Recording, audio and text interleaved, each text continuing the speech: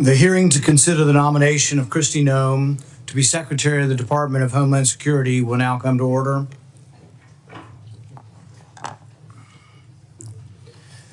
The Department of Homeland Security, with 260,000 employees and nearly 20 distinct components, epitomizes in many ways unchecked power. Its vast responsibilities, from border security and disaster response to counterterrorism and cybersecurity, demand rigorous scrutiny to ensure that they are executed within the bounds of the Constitution and with respect to the freedoms of the American people. Nearly 2 years ago, when I became the ranking member of this committee, my team sought to understand the extent of this bureaucratic labyrinth. We asked DHS for a comprehensive list of collaborative entities it participates in, task forces, advisory boards, coalitions, commissions, and the like. The response was astonishingly opaque. They stated there is not a single comprehensive list to address all the collaborative relationships that the department and its components engage in. In other words, we do so much stuff and we're so big we can't describe it for you. But if we can't describe what we have, we got a problem. In plain language, the DHS had really no idea. Think about it. An agency commanding over $110 billion annually can't account for its own activities. This is not just bureaucratic incompetence, it's emblematic of a deeper issue, an agency unsure of its own boundaries and commitments. How can an agency fulfill its mission or earn the American people's trust if it doesn't even know the extent of its own operations? But the problems don't stop there. Instead of focusing on critical threats, like securing the southwest border, DHS has shifted its gaze inward, targeting law-abiding Americans. DHS under the Biden administration has often used its vast powers to target Americans exercising their constitutional rights. It's become an agency more focused on policing speech, monitoring social media, and labeling political dissent as domestic terrorism than addressing genuine security threats. While cartels traffic people and fentanyl across an unguarded border, DHS has spent its time and resources creating partisan disinformation boards, spying on Americans through invasive surveillance technologies. The mission drift is dangerous. Every dollar spent monitoring law-abiding citizens is a dollar not spent securing the homeland. Every moment spent targeting political opponents is a moment not addressing real threats like border security, cyber attacks, or the rising influence of adversarial nation states. The priorities of DHS have been deeply distorted, and the American people are paying the price. And what about DHS's response to COVID-19, arguably one of the greatest threats to Homeland Security? The answer is clear: nothing. They knew nothing of the origins, they didn't study the issue, and they had no information about gain-of-function research. We've seen firsthand how unchecked government overreach leads to waste, fraud, and abuse. We cannot let DHS become yet another agency that operates behind a veil of secrecy. The American people deserve transparency, accountability, and leadership that puts national security and liberty hand in hand, not at odds with each other. Today, we gather to consider the nomination of Governor Kristi Noem to serve as the Secretary of the Department of Homeland Security. I hope this hearing will set the tone for this committee's work in the new Congress to restore transparency and accountability to an executive branch that has grown unchecked. Governor Noem, if confirmed, you will lead an agency that has lost its way. Your record as governor of South Dakota and a former member of Congress demonstrates your willingness to make difficult decisions in the face of significant political pressure and to put the interest of American people first. You have the opportunity today to address how your background and vision will translate to leading one of the most critical and scrutinized departments in the federal government. This is the first of many consequential moments for this committee as we renew our commitment to the constitutional oversight role that Congress must assert. I have no doubt that the nominee will consider in the coming weeks and months that you will be up for the challenge. Governor Noem, thank you for your willingness to serve, and I yield to the ranking member for his opening remarks. Thank you, Chairman Paul. Governor Noem, it's great to see you here today, and I want to first thank you for making yourself available not only to the entire committee, but the discussions that we had in my office, going perhaps a little more in depth in the issues than is possible in a hearing like this, and having that open and frank conversation is something that I appreciate. Also appreciate your willingness to spend time with committee staff as we conduct our due diligence and review of your qualifications and a background to serve as Secretary of the Department of Homeland Security. As our third largest federal agency with more than 240,000 employees and an operating budget of more than $100 billion, the Department of Homeland Security requires strong, stable, and principled leadership. Our nation faces serious threats and security challenges, from securing our borders and combating terrorism to preventing cyber attacks and responding to our nation's increasing number of natural disasters. And DHS is the first line of defense in all of those areas. I appreciated the conversations we had at today's hearing, where we discussed the importance of ensuring that our nation's borders are safe and secure. And while we must address the significant challenges we face on the southern border, we also need to ensure that there are sufficient resources to secure our northern border, something I know you're very familiar with as the governor of your state, including building out our Northern Border Mission Center. This is especially important in my home state of Michigan, which has two of the nation's busiest border crossings. And we're going to be adding another span shortly, the Gordie Howe International Bridge, which will open later this year. To facilitate the lawful trade and travel at those ports of entry that are absolutely critical to our economy, I've worked on legislation to hire additional U.S. Customs and Border Protection officers to meet increased staffing demands. We must secure our borders, but we also know it is well time past to streamline our immigration and our asylum process as well. In addition to border security, DHS is responsible for addressing many threats that face our nation. Just a few weeks ago, unfortunately, Americans were shocked to see two horrific incidents in New Orleans and Las Vegas, a deadly reminder that terrorism and radicalization remain very real and ongoing threats to our homeland. In my role on this committee, I've made combating foreign and domestic terrorism, as well as extremism, a top priority. In this complex environment, it is essential that DHS continue to focus on all terrorism threats, track and report data to Congress and to the American people, and coordinate between all components to ensure the department is effectively addressing all types of terrorist threats. We've also seen the persistent cyber attacks are still a very serious threat, in fact, an increasing threat. A recent attack from Chinese-based hackers infiltrated the Treasury Department, on top of ongoing Salt Typhoon hack that comprised numerous U.S. telecommunications companies. There's no question that DHS must continue to lead the way in protecting our networks from foreign adversaries, cyber criminals, and so-called hacktivists, to prevent cyber attacks from becoming increasingly devastating to our security as well as to our economy. And finally, the Department of Federal Emergency Management Agency must continue to work hard to address the increasing number of natural disasters affecting our communities as a result of climate change. From violent storms like hurricanes that brought destruction to states across the South, to the devastating wildfires in California, and countless other severe storms and flooding events all across our country. We need leadership at the department that will ensure our nation effectively responds to communities when disaster strikes them. The safety and security of our nation and the American people depend on the department's ability to effectively address these wide-ranging threats. So, Governor Nome, thank you again for your willingness to serve in this incredibly important position. And thank you for being here today. I look forward to having a comprehensive discussion about how you intend to lead this critical department through a series of national security challenges, if indeed you are confirmed. This morning, Governor Nome will be introduced by Majority Leader John Thune and Senator Kevin Cramer. Senator Thune, you're recognized. Well, thank you, Mr. Chairman and Ranking Member Peters and members of the committee. I'm very pleased to be able to be here today to introduce South Dakota's outstanding governor, who has been nominated by President Trump to serve as the Secretary of the Department of Homeland Security. I've known Kristi Noem for a long time. She has a very compelling personal and family story, which inspired her entrance into the public arena, and I'm sure you'll hear a little bit more about that from her.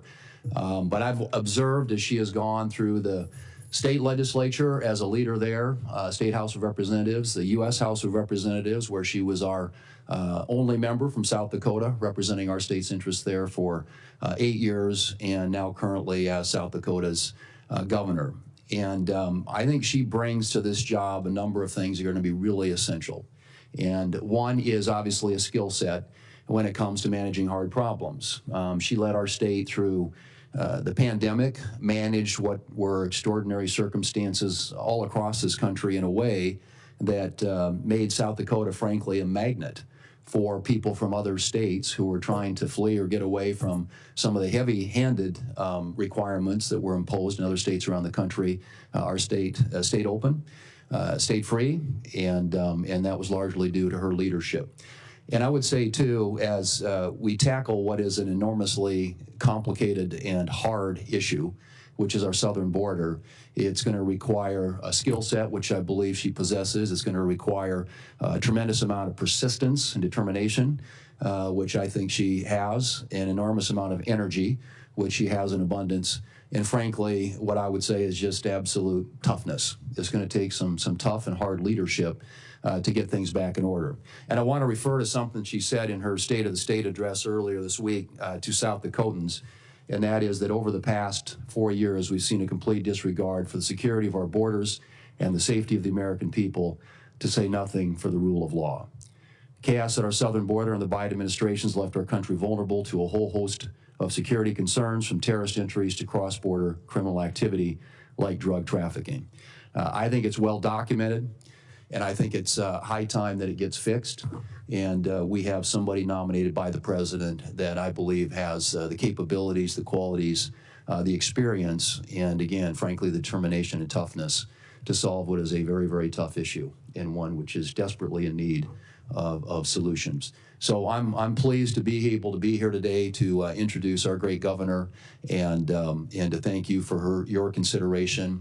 I look forward to this committee acting on her nomination, and I look forward to voting for her on the floor of the United States Senate to be the next Secretary of the Department of Homeland Security. Thank you, Mr. Chairman. Senator Kramer. Thank you, Chairman Paul, Ranking Member Peters, colleagues. Once again, I find myself in full agreement with the Majority Leader. It's a good place to be in our business. So this is a very special opportunity for me. And the first thing I want to do is thank nearly all of you. I got into almost every one of your offices with Christy as her very amateurish sitting Senator Sherpa. And the blessing for me was not only to be with my good friend and former colleague, but to learn a lot about this committee that I'm not on, and to get an inside view. And Gary, especially learning how we can work together at the northern border and how similar, although very different, Michigan and North Dakota are. So thank you for your hospitality. You were all very kind to Christy and to me. But Christy is a former colleague. You know, when you're the only member of a body of 435 from an entire state, it's really important to have friends. So together, Christy and I were two out of 435. And if we could get Montana, Wyoming, and Alaska, there'd be 5 of us that could take on the fight. But I know this, I remember our very first year, my first year, it was not hers, my first year in the House, the unthinkable happened, and the House of Representatives failed to pass a farm bill. And all I can tell you was the least secure homeland person in America was the Speaker of the House and the Majority Leader the next day, when Christy and I doubled up, and eventually we got a farm bill done. I say that because we are living at a time, and Senator Peters, you used the words strong, stable, and principled. I can't think of 3 better words to describe Kristi Noem than those 3 words. I would add this. I'm not surprised that President Trump turned to Governor Noem. Securing the homeland is the #1 priority, our #1 priority, our #1 constitutional priority as a Congress. And it is for sure the #1 priority of the voters in the last election. And it is the #1 priority for President Donald Trump. So naturally, he would say, who is the toughest, smartest, most capable protector that I know? I think I'd like to find a ranch woman, mom, grandmother who knows how to protect her own. And when you grow up on a ranch in the prairies or the West, nobody else is going to look out for your critters. No one else is protecting your family. you do it. And she brings this skill set, as Senator Thune said, as a leader, as a legislator, as a member of Congress, as a governor, a very important. By the way, when I'd get into the room with other governors, Senator Hassan, I might as well have just left because I was now part of a club where I don't belong. But anyway, it was very, very rich because there's an alliance there that's really, really important. And so for me, it's just a really special opportunity to be able to be here with her and to have had this time in your offices introducing her to you. But I want to wrap up because last night I received a very touching letter, unsolicited by either Christy or me, from the tribal chairwoman from the Standing Rock Sioux tribe, which straddles North Dakota and South Dakota. They don't really care who wins the South Dakota State, North Dakota State football game, but they do care about their reservation. And Chairwoman Alkire sent me this letter. Standing Rock is the home of Sitting Bull, in case you were wondering about the credentials of their ability to protect the homeland. I'll just read a few words. On multiple occasions, Governor Noem has invited the Standing Rock Sioux tribe to her table at the South Dakota State Capitol to enter into meaningful discussions. That's what I witnessed when she came to your offices. And Janet writes, it is of great excitement and enthusiasm that our North Dakota Governor, Doug Burgum, will be at the helm of the Department of Interior, and my hopes remain high that you will feel the same about Governor Kristi Noem at the helm of the Department of Homeland Security. These two governors understand the needs in Indian country and what words like tribal sovereignty, jurisdiction, and consultation mean to the indigenous people. It speaks volumes to her leadership and to her character. It's my honor to support her and turn it over to her.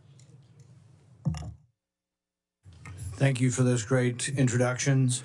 The committee has also received several statements in support of Governor Noem's nomination, including a letter from 22 fellow governors, the International Association of Firefighters, and 6 other organizations.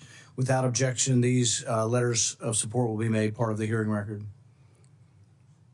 And I know our senators are going to have to go, but thank you for coming and doing those introductions.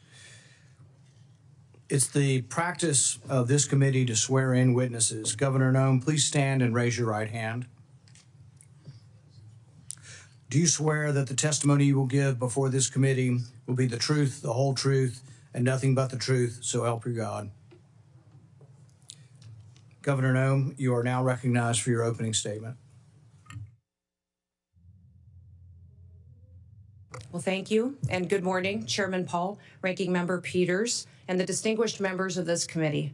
I'm honored to appear before all of you today as the nominee for the Secretary of Homeland Security. I want to thank President-elect Donald J. Trump for his confidence in my leadership and the people of South Dakota for their fantastic support throughout my time in public service. I would also like to express my sincere gratitude to Senator Kramer. He has been an invaluable resource to me throughout this process and given me much wisdom as well as insight into the thoughts and the procedures of the Senate and this body. And I'd also like to express my gratitude to Senator Thune, the majority leader of this esteemed body.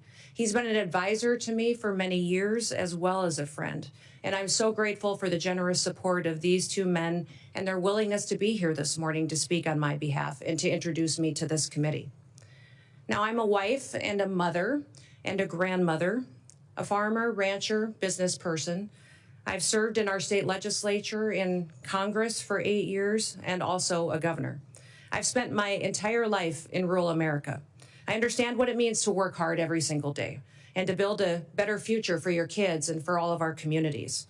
I come before you today with a deep sense of responsibility and a humility as the nominee to lead the Department of Homeland Security, and also a commitment to the more than 330 Americans who we will work together to help serve and to keep safe and secure in their homes and in their communities. Now, before I proceed, I want to introduce to you my husband, Brian, who's here with me today. He is my constant 24/7 reminder of our dedication to public service and that it's not a solo effort or done alone. He has been a rock by my side, and I appreciate all of his love over so many years. I'm grateful that he's here with me today. Now, securing our homeland is a serious sacred trust that must be relentlessly pursued and can never be taken for granted. Being safe within our borders here in America is critical, and yet Americans feel less safe than they have felt in decades. For the first time in 30 years, more than 40% of Americans are afraid to walk alone at night within a mile of their homes. President-elect Trump is going to change that. I've seen firsthand the challenges and the opportunities facing our great nation. In the 20 years since the Department of Homeland Security was formed, the nature of the threats to our homeland has grown and they've evolved. This department was created in response to the failures of the government that led to the September 11th, 2001 terrorist attacks. And that reality is not lost on me, especially in the wake of the recent terrorist attacks over New Year's. Now, I've led South Dakota for the last 6 years with a focus every day on making our state safer, stronger, and freer. I focused every day on making the best decisions, not just for right now, but for generations to come. I've overseen a state budget of over $7 billion and a state employee workforce of more than 13,000, including more than 7,000 that report directly to the governor. I've addressed important issues like cybersecurity, human trafficking, drug interdiction, and also natural disasters, the same challenges that are facing so many of you and the people that you represent back home. I've secured our state and supported the rule of law. And if confirmed as the 8th Secretary, that is the same approach that I will take to leading the Department of Homeland Security. As we face the evolving threats of the 21st century, the mission and the success of DHS is more critical than ever. We must be vigilant and proactive and innovative to protect the homeland. The challenges in front of us are extremely significant, and we must secure our borders against illegal trafficking and immigration. We must safeguard our critical infrastructure to make sure that we're protected against cyber attacks, respond to natural disasters, and also terrorism. I firmly believe that we can meet those challenges head on with resolve.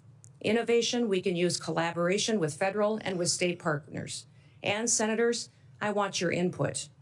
Border security must remain a top priority. As a nation, we have the right and the responsibility to secure our borders against those who would do us harm. And we must create a fair and a lawful immigration system that is efficient and is effective and that reflects our values. President Trump was elected with a clear mandate. He needs to achieve this mission because 2/3 of Americans support his immigration and border policies, including the majority of Hispanic Americans. I was the first governor to send National Guard troops to our southern border when Texas asked for help and when they were being overwhelmed by an unprecedented border crisis. If confirmed as secretary, I'll ensure that our exceptional, extraordinary Border Patrol agents have all the tools and resources and support that they need to carry out their mission effectively. The same is true of my commitment to the outstanding men and women of the U.S. Immigration and Customs Enforcement. They are responsible for apprehending, detaining, and deporting illegal immigrants. And getting criminal aliens off of our streets and out of the country will help American communities be safer again. The bravery and the dedication of the Border Patrol and ICE are unmatched, and I will restore dignity to their work. The rising threat of cyber attacks also demands our utmost attention, and our critical infrastructure, from energy grids to financial institutions, is under constant attack by foreign adversaries and criminal actors. As Secretary, I will prioritize a comprehensive, whole-of-government approach to cybersecurity. In fact, in the coming days, we have to plan bigger and think faster and smarter. I fully acknowledge that people in Washington, D.C. do not have all of the answers, and therefore I will leverage private-public partnerships. I'll advance cutting-edge, state-of-the-art technologies to protect our nation's digital landscape. And I will have a proven track record of doing this in South Dakota to back me up. I've helped make Dakota State University a global leader in cybersecurity education because we recognize the need to address this emerging threat. And I will take a proactive approach if given the opportunity to serve as secretary. Now, President-elect Trump has been a tremendous friend to law enforcement over the years, and I will do the same in my role as secretary. As governor, I've worked closely with law enforcement to make South Dakota safer. I've overseen hundreds of state troopers in the South Dakota Highway Patrol, and on several occasions, I've convened groups of law enforcement from across our state to address policies that will make our people safer. In fact, while some in this country were attacking law enforcement and defunding them, we took the opposite approach in South Dakota. We recruited law enforcement officers to move to South Dakota, a state that respects their service and their sacrifice. And we revamped our law enforcement training to provide the first ever state-led, tribal-focused law enforcement training academy. I'm very proud of the work that we've done in cooperation with our tribes to help make their communities more safe. And we must remain vigilant against terrorism and against others who wish to do us harm to our country and to our great people. I'll ensure that our intelligence and our law enforcement agencies are working together hand in hand, that they're fully equipped to detect, prevent, and respond to threats from radical ideologies and foreign adversaries. This requires resources, coordination, and collaboration across all levels of government. And once again, I will seek your wisdom and I will seek your input into the months ahead. For the sake of the people that we both represent, we have to get this right. Now, I recognize that Homeland Security isn't just about prevention, but it's also about resilience. When disasters strike, as we know they will, the Department of Homeland Security must be ready to respond swiftly, efficiently, and effectively to protect the lives and the property of Americans. As governor, I've worked with FEMA in response to a dozen natural disasters in South Dakota. These have included historic floods, tornadoes, blizzards, wildfires, a derecho, and even a global pandemic. As Secretary, I will enhance our emergency preparedness and strengthen FEMA's capabilities. And we will ensure that no community is left behind and that life-saving services like electricity and water are quickly restored. As Secretary, I will oversee the Secret Service, an agency that is in serious need of reforms. We all saw the threats to President-elect Trump last year and the consequences of failure. Now, that should never happen again. And I've worked closely with my own gubernatorial protective detail, and I'm familiar with what works and what doesn't work. And I'll bring that experience towards strengthening the Secret Service once again. I'm committed to working with this committee, with Congress, and with the dedicated men and women of the Department of Homeland Security to fulfill our mission. And together, we can ensure that the United States remains a beacon of freedom, safety, and security for generations to come. So thank you for the opportunity and the honor to appear before you today. Thank you for the meetings and the time that you took in your office to discuss the department and what we can do in the future to make the American homeland much more secure. I look forward to your questions, and I hope to earn your trust and hopefully also your vote as we embark on this critical work together. With that, Mr. Chairman, I yield back. Thank you, Governor Ohm. We will now proceed to questions. Each member will have 7 minutes. We will have a vote that will start at 10 a.m., but we're going to continue the hearing and keep people in line as you come and go to vote. We'll keep the hearing moving. I want to be clear from the outset that we will not tolerate any disruptions. The Capitol Police have been asked to escort anyone immediately from the room if they disrupt the hearing. This is a standard question, Governor Noem, that we ask of all nominees. Governor Noem, do you agree without reservation to comply with any request or summons to appear and testify before any duly constituted committee of Congress if you are confirmed? Yes, Mr. Chairman. I'm going to reserve the rest of my time for my questions and go to Senator Peters.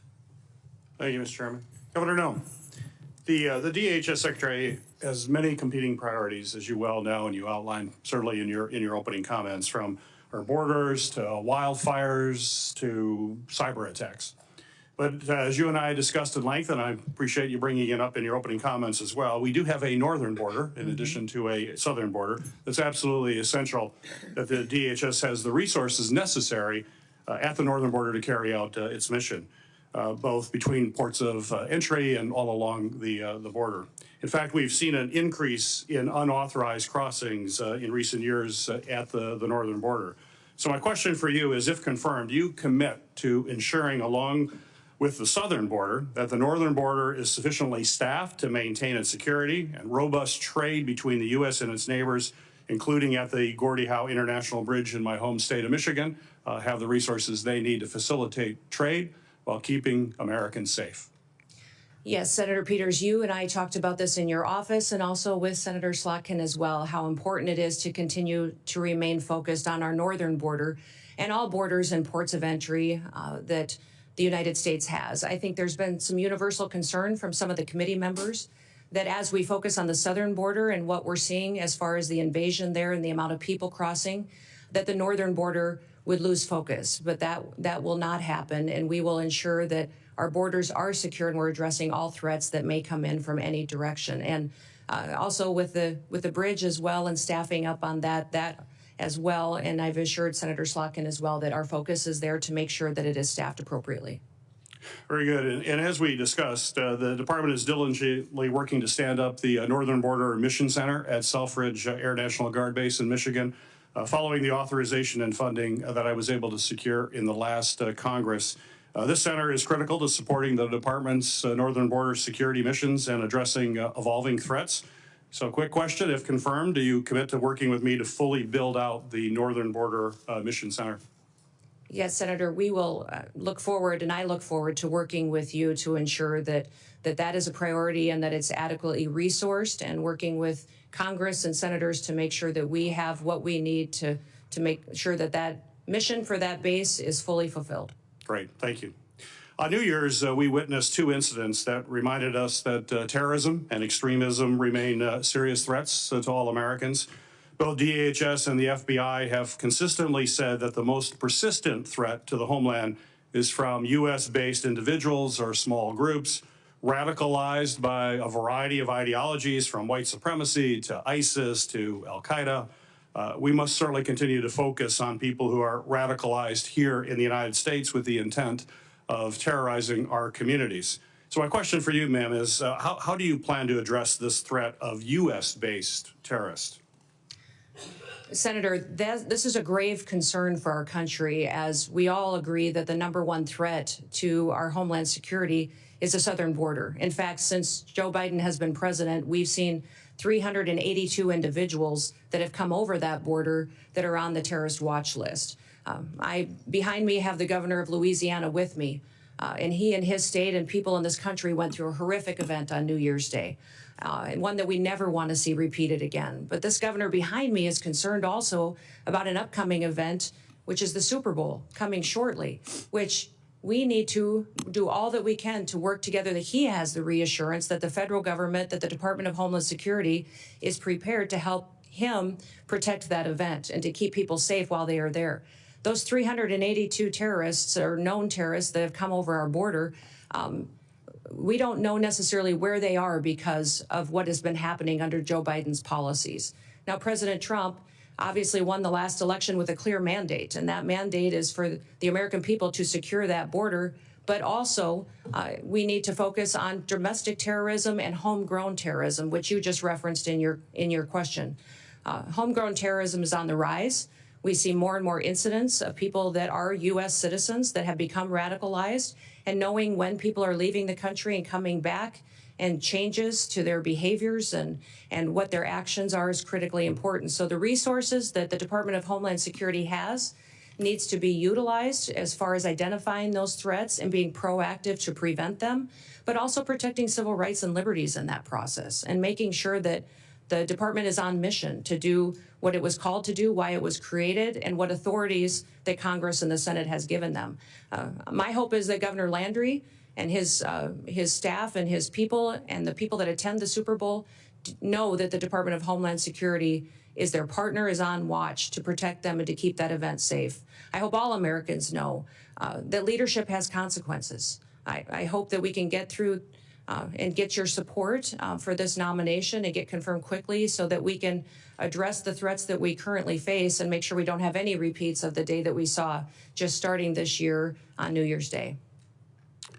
In the last 2 years, we have seen increasingly aggressive and expansive cyber attacks against our federal agencies. Just last month, Chinese hackers infiltrated the Department of Treasury and stole potentially thousands of unclassified documents. So given these concerning trends by the PRC, to hold our federal networks hostage. Do you believe that federal agencies should be required to implement cybersecurity upgrades and maintain the highest cybersecurity standards to protect sensitive or classified data and U.S. citizen information as well? Well, Senator, the mission of CISA, which is the Cybersecurity and Infrastructure Agency, the mission of it is to hunt and harden. It's to find those bad actors and help work with local and state infrastructure, critical infrastructure entities so that they can help them be prepared for such cyber attacks and that they can make sure that they're hardening their systems to protect them in the future, recognizing the vulnerabilities that they have. CISA's gotten far off mission. They're using their resources in ways that was never intended. The misinformation and disinformation that they have stuck their toe into and meddled with should be refocused back onto what their job is, and that is to support critical infrastructure and to help our local and small businesses and critical infrastructure at the state level to have the resources and be prepared for those cyber attacks that they will face. You know, Salt Typhoon was a campaign of espionage by the PRC in China against our telecoms, where large amount of data was stolen and taken, and people's private information was taken as well. And we've also seen China and the PRC go after our critical infrastructure with the Volt Typhoon hack.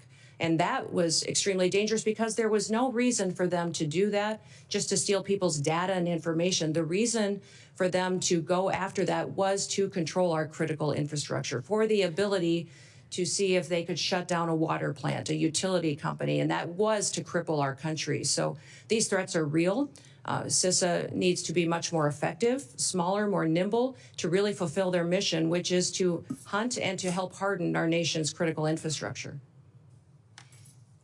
Thank you. Thank you. Thank you. Senator Scott. Governor Nunn, congratulations on your nomination. Thank you. I think you're going to do a great job. I think it's great that you're a governor and you bring that expertise to the table. So I just went through the campaign to get reelected, and it was after the Butler shooting. I'd asked people, I said, the acting, not one person. I said, what about Secretary Mayorkas? You know, he's running HHS. What do you think? Or Homeland Security. What do you think? I said, how about Christopher Wray? You know, head of the FBI?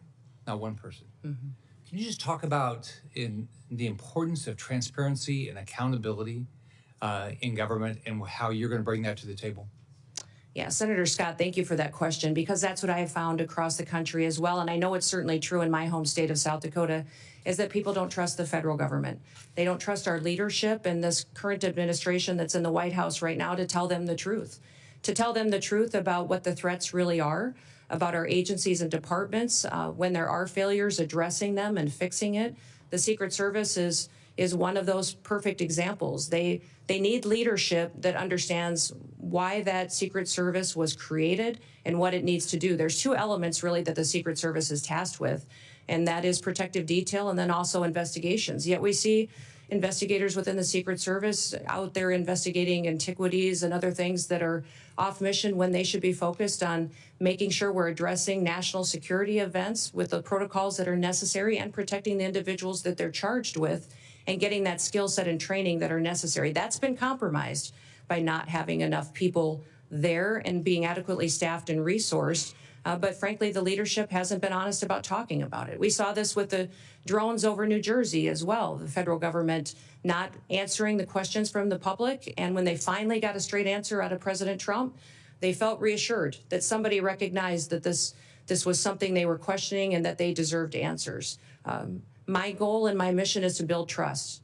We will undertake a large job and a large duty that we have to fulfill, that the American people expect us to do by securing our border, to make sure that our nation is a nation with borders, or we're no nation at all, and that we are making sure that those criminal actors that are perpetuating violence in our communities and in our cities and towns and states are removed from this country, that there's consequences for breaking the law in our country again. There has to be consequences, because when Americans break the law, there's consequences.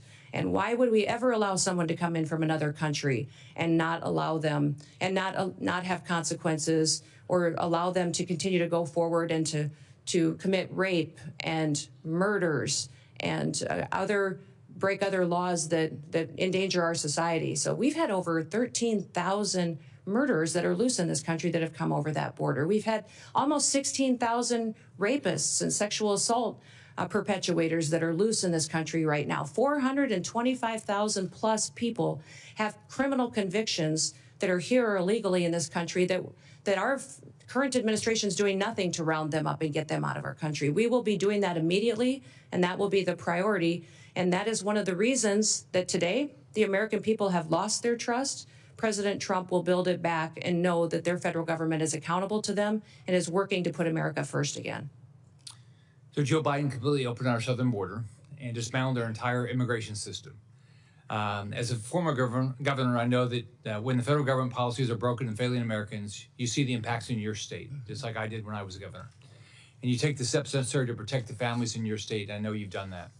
One thing you did, as you talked about before, you sent troops, our National Guard, to the southern border. Can you talk more about how Biden's open border policy has affected your state and communities and the role your state resources placed in helping secure the border? You know, we certainly have seen the effects in South Dakota that many of your states did. And I would say every state has seen the effects of an open border and the policies that have been under the Biden administration. We saw increased crime, but we also saw increased drug activity.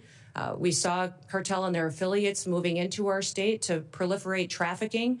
And we saw people being victimized and a lack of accountability with the federal government. So when Texas was addressing the situation and asked other governors for help, we sent help. I know many of the other governors at the time were sending law enforcement, but I made the decision that at that time that it was more appropriate to send the National Guard, that our National Guard could be activated under Title 32 and sent to assist another state from the invasion that was happening, and because the National Guard is trained for just such a mission. Because of this invasion, that it is a war zone down there with what they are going to see, the threats that they would see, and that they are trained specifically to interact with other agencies. The National Guard is used to falling in with other agencies and cooperating with them and could do that seamlessly. And their families and their communities are normalized to them being deployed. So we have in South Dakota deployed our National Guard to the southern border 8 different times. 2 of them were federal deployments that the Biden administration sent them down there. One was to send our Lakota helicopters, which were used for surveillance and the drug interdiction that was going on down there. But 6 other times I sent them under state activation to partner with Texas and other states in securing our southern border. They did security operations. They also did building of the wall and partnered with Texas, recognizing the failures of the federal government. The failures of the federal government are significant, and we've seen our families and communities devastated by those effects, by the drug epidemic, by the trafficking that's going on, the increased crime. And we recognize that just because the federal government wasn't doing their job, we could not fail our state. And I needed to protect the people of South Dakota, and the people of South Dakota were overwhelmingly supportive of these deployments and very proud of our National Guard. When I was governor of Florida, there was a terrorist attack in Paris by Syrian refugees. So President Obama was president, and I said, I'd like to know if you're going to send refugees to my state, that you give us some background on them. You know, I assume you vetted them and tell us what's going on. You have to tell me, but you ought to tell our state law enforcement and our local law enforcement. All right, that they said, go jump in the lake. They're meaner than that, but they said, go, you know, you have no rights as a governor, which had made no sense. We had over 70,000 people come here after Afghanistan on planes into this country, completely unvetted. All right, they've never given our governors any information. So would you change that? Yes, the communication between states and the federal government has been absolutely broken. And that's what I love about this committee is you do have governors sitting on this committee that have been in that role as a commander-in-chief and have the responsibility for being the CEOs of their state. It's a different perspective than serving. I served in Congress too, and both are extremely important, and they're just different in that responsibility that weighs on your shoulder. I often told folks that that is the thing that that most times if something was going to keep me up at night, it was the responsibility that I had being commander-in-chief, recognizing the decisions that I made. And I'm sure you had this feeling as well, Senator Scott, as governor, that impacted those families, those soldiers, and it impacted their communities when we pulled them out, and the importance of that. And when they were bringing refugees into the country, I as well communicated that to the federal government. They were bringing refugees, and I asked how they were vetted, how we were working with their home countries to find out who they really were, what their intentions were, and why they were coming to the United States, and received no information from this administration that vetting process was being done, that we knew where they're going. In fact, they kept us in the dark and didn't communicate to us even what states and where those refugees were being placed. So that is something that we need to change. When we have programs that fall under the purview of the Department of Homeland Security, there needs to be communication, especially with the governor, so that we can coordinate to ensure that it's the right thing for that state. Thank you. Senator Hassan. Thank you, Mr. Chair, and welcome, Governor Noem. Really appreciate you being here. Welcome to your family as well. Thank you. And families do share in this kind of public service, and we appreciate them very much. As we discussed at our meeting last month, as a former governor, I appreciate the important responsibilities that governors have to ensure the safety and security of their communities, including by managing public safety and emergency agencies. And I will say that in many ways, I agree with some of the things that Senator Scott just said about improving communication between the Department of Homeland Security and governors around who is being sent to states. It's a critical issue and something that I was frustrated by when I was governor. So I look forward to hearing more today about your priorities, if confirmed, about how your experience as governor would help you run the Department of Homeland Security.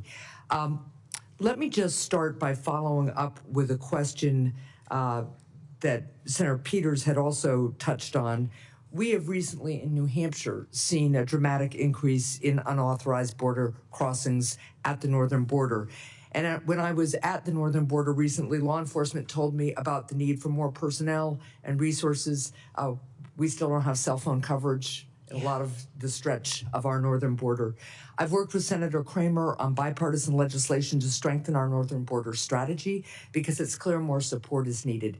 So, Governor, if you're confirmed, would you deploy additional full-time personnel and upgrade equipment along the northern border? You know, Senator, I enjoyed our meeting that we had and you identifying the northern border issues that are going on, the lack of security and the lack of technologies that you really need to cover some of the landscapes that are there. Very different than the southern border, some just as equally challenging, but all need to be addressed. So I definitely will be working with you to ensure that our northern border is adequately resourced as well. And we do have to have the resources in order to be successful. Right. That's something I want to work with Congress, with the Senate and the House on, to ensure that the resources are there to meet the challenges that we have. We have not fully utilized the technologies that are available, that are necessary to really secure this country and to compete with those bad actors which wish to infiltrate our country. And having the ability to utilize them will make us much more safe. So I'll work with you most definitely ensuring the northern border is protected. Well, I appreciate that. And I just note, too, that at the same time, there's real concern in New Hampshire and all along the northern border that we strengthen the border and have the resources we need. We also have a really strong economic relationship with our friends to the north and a lot of family relationships. So I think it's important that we're smart in the deployment of technology. We don't want to impede that flow of economy and people that's lawful, but we do want to make sure that we have the resources we need. I want to turn to the southern border now. At the southern border, we need significant technological investments to support law enforcement personnel in their efforts to catch fentanyl smugglers, to stop human traffickers, and seize the cash and illegal guns that criminals traffic southward to the cartels. And we talked about this a little bit. There's bipartisan support for these investments, and I've worked with colleagues, including Senators Langford and Cornyn, on legislation around these issues. Governor Noem, could you identify specific technological investments that you would make at the southern border, and are you willing to work with me on increasing southbound inspections if you're confirmed? Yes, certainly, Senator. You've heard President Trump talk about the need to build a wall.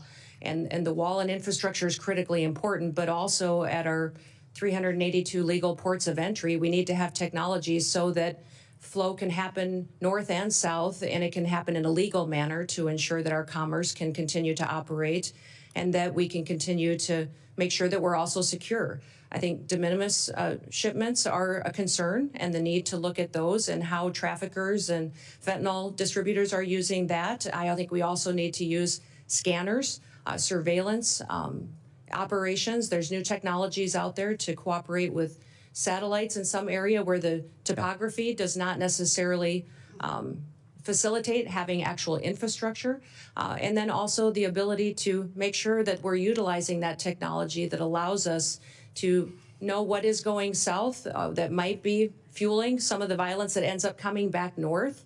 And ensuring that we're stopping that before it has the chance to supply those cartel and bad actors that would come in. Yeah, I really appreciate that, because the southbound flow, particularly of cash and weapons, fuels the cartels and strengthens them. Absolutely. And it's something that we really have to focus on.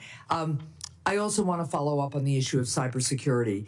Recently, criminals launched a successful cyber attack on PowerSchool, a cloud-based record management system that contains personal information about tens of millions of kindergartners through high school seniors, including many students and teachers in New Hampshire.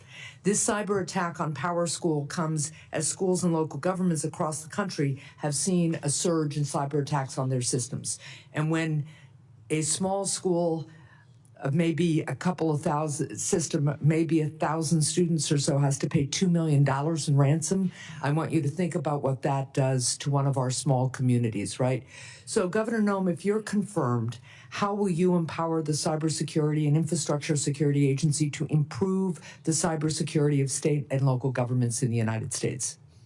Well, thank you, Senator. If I am confirmed and have the opportunity to serve as secretary of this department, I'll be following the Constitution and the rule of law, and then getting these departments back on mission to why they were created and why they are existing. What CISA should be doing is helping those small entities, those schools, those local city governments, the state governments, and the small businesses that are critical infrastructure that don't have the resources to stay on top of the critical protections that they need to enact. Well, let me follow up just quickly on that one point. It's something we discussed when we had our meeting. I worked with Senator Cornyn on a bipartisan bill that became law that created a cybersecurity grant program for state and local governments. This is in addition to each state getting a cyber coordinator to help on the ground. We discussed this program, and I know you as governor had some reservations about the structure of the program. But if confirmed, will you commit to working with Congress to adjust it? I'd love your input about what gave you pause as governor. I think there were only 2 governors who didn't participate in the program. And I hope that as we work on the concerns you have, you'd work with me to adjust and reauthorize the program. Yes.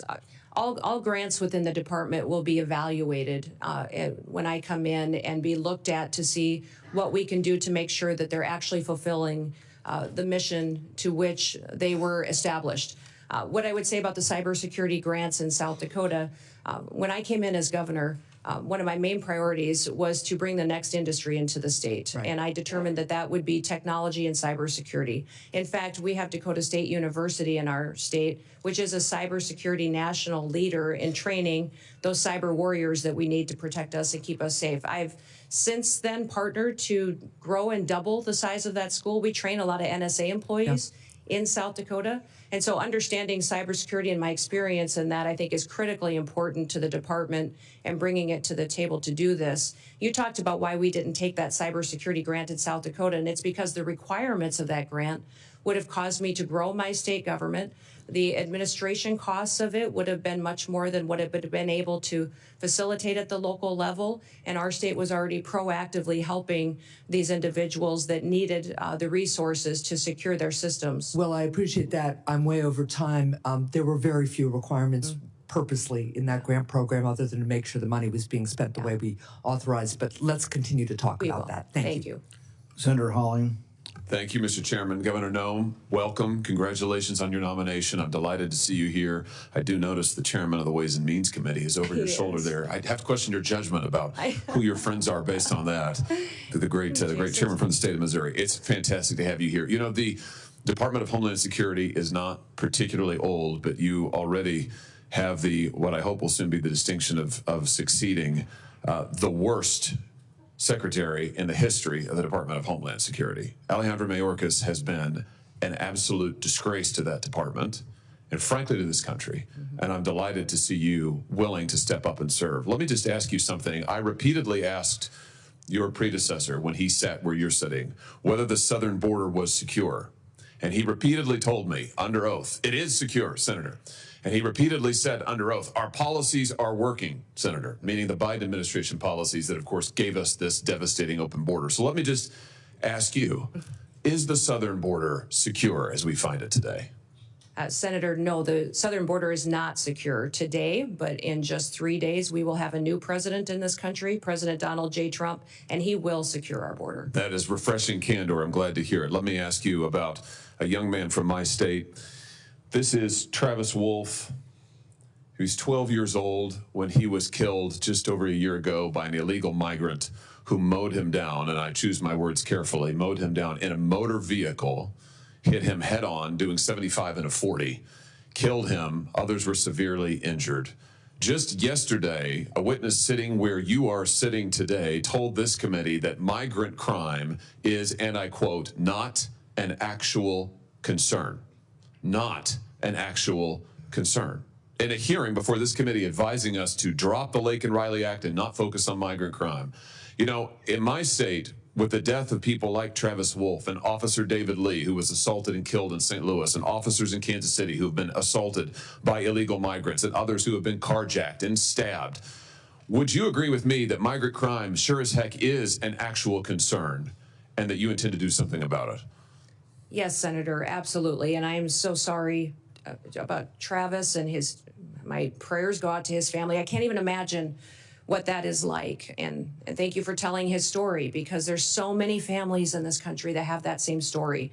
And they don't understand why the federal government is allowing people to come into this country illegally and then perpetuate crimes against their people and then give them resources and shelter and food and debit cards to go take care of their families when they go to work every single day to make sure that they're providing for their families and are held accountable to when they break our laws. So, let me ask you this. Will you work with President Trump to reinstate the Remain in Mexico program that the president had in place in his first term, which does so much to ensure that those who would seek to abuse our asylum system are not allowed into the country, and those who have legitimate asylum claims, their claims are processed in due order and in due course, but they wait in Mexico until those claims are fully processed. Will you work to reinstate that program? yes, Senator, the president and I have talked extensively about this and will 100% partner with him to reinstate the Remain in Mexico policy and make sure that it's in place. Fantastic. I think Travis might be alive today if that policy had been in place. Let me ask you about CBP One, the phone app that I've called concierge service for illegal immigrants. I'm sure you're familiar with it. This was the Biden administration's effort to allow asylum seekers to apply ahead of time using their phones, but not actually to provide any evidence that they needed asylum.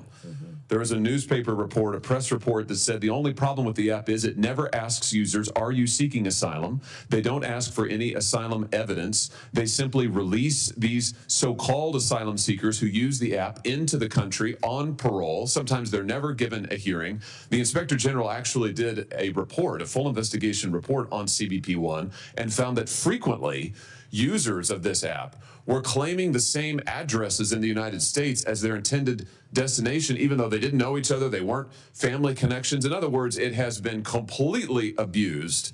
And the idea that the federal government would pay for this kind of concierge service for illegals, I think, is outrageous. Will you end the use of the CBP One app? Yes, Senator, if confirmed, and I have the opportunity to be secretary on day one, CBP One will be shut down. There's data and information in there that we will preserve so that we can ensure we know who's coming into this country and who's already here, that we need to go find, but also we make sure that there's another program, CHNV, which I'm sure you're very familiar with, where our federal government actually paid to fly people into this country directly from other countries without any vetting or knowing who they are. So there's several of these programs that need to be eliminated, and we need to ensure that we're following legal immigration laws. I'm glad you just mentioned CHNV. This is this is a mass parole program. Of course, as you know, our law allows parole in only very limited circumstances. There are 2 circumstances, and it requires case-by-case evaluation.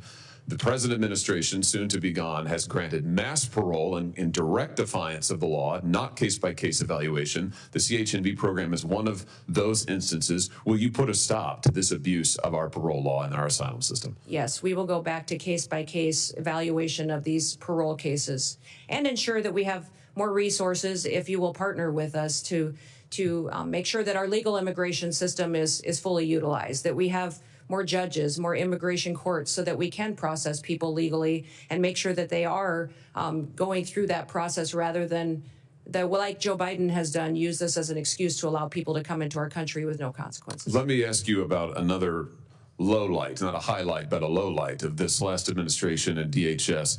Your predecessor, the current Secretary of DHS, established a disinformation board using taxpayer resources to police speech on the internet and elsewhere, to tag American citizens' viewpoints as either legitimate or not legitimate, and use the power of the state to censor them, including having them removed and perhaps penalized. This has got to be the darkest chapter, I think, in DHS's short history.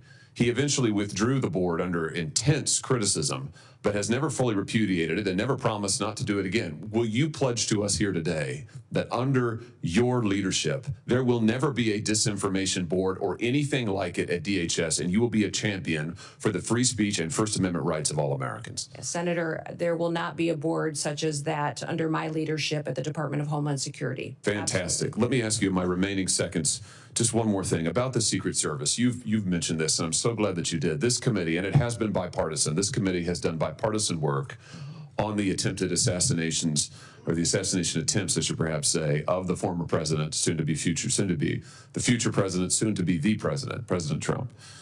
We were stymied at every turn. And I should use the present tense. We are currently being stymied at every turn by the current Secret Service leadership and, frankly, by the leadership of DHS, who have refused to turn over documents, who refused to make people available for interviews. We finally had to pass my own law in this committee, which we unanimously adopted, a law, a statute, mind you, which would require DHS and Secret Service to turn over relevant information to us about the assassination attempts. It's unbelievable. When you come to office, to this office, I hope very soon, will you pledge to us that you will open the books on all of the facts associated and around these assassination attempts, that you will make available to us and to the public, most importantly, all the facts, so that we can ensure that this never happens again and that the needed reforms in the Secret Service are put into effect? Yeah, Senator, if I am the Secretary of Homeland Security, I will certainly work with you to build transparency and make sure the facts are shared with you and your committee. I know that you've been very frustrated by the lack of transparency from the department, and I want to thank those of you that have worked on that report that was put together on these assassination attempts. I know it was a bipartisan report and investigation that this committee conducted, and I appreciate you focusing on that, and I will work with you to get the information so that you have the truth of really what happened there and the failures so they can be fixed. Thank you. That's a great place to end, and a high note as I see my friend Senator Blumenthal, who did fantastic work on this effort, and it will be an incredible an incredible new day, and incredibly refreshing to have a DHS secretary who will tell us the truth, who will be honest with us about the facts, honest with the American people, and who will enforce our law. And I know you'll do that, Governor Noem. I look forward to supporting your nomination. Congratulations. Thank you. Senator Blumenthal. Thanks, Senator Johnson. Welcome, Governor Noem, and thank you for being here. Thank you for visiting with me, and thank you to your family for their service as well.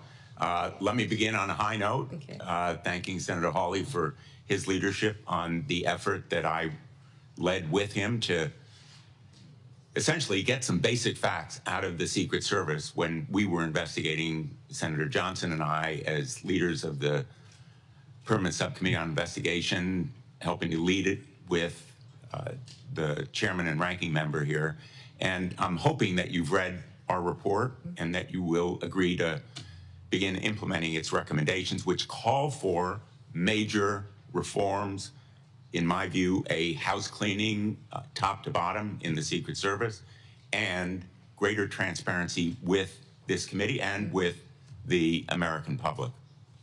Yes, sir. I will certainly work with you to do that and to work to make sure that we have that transparency and the committee has the information that it needs to do due diligence of its oversight. Our investigation is continuing. Yep.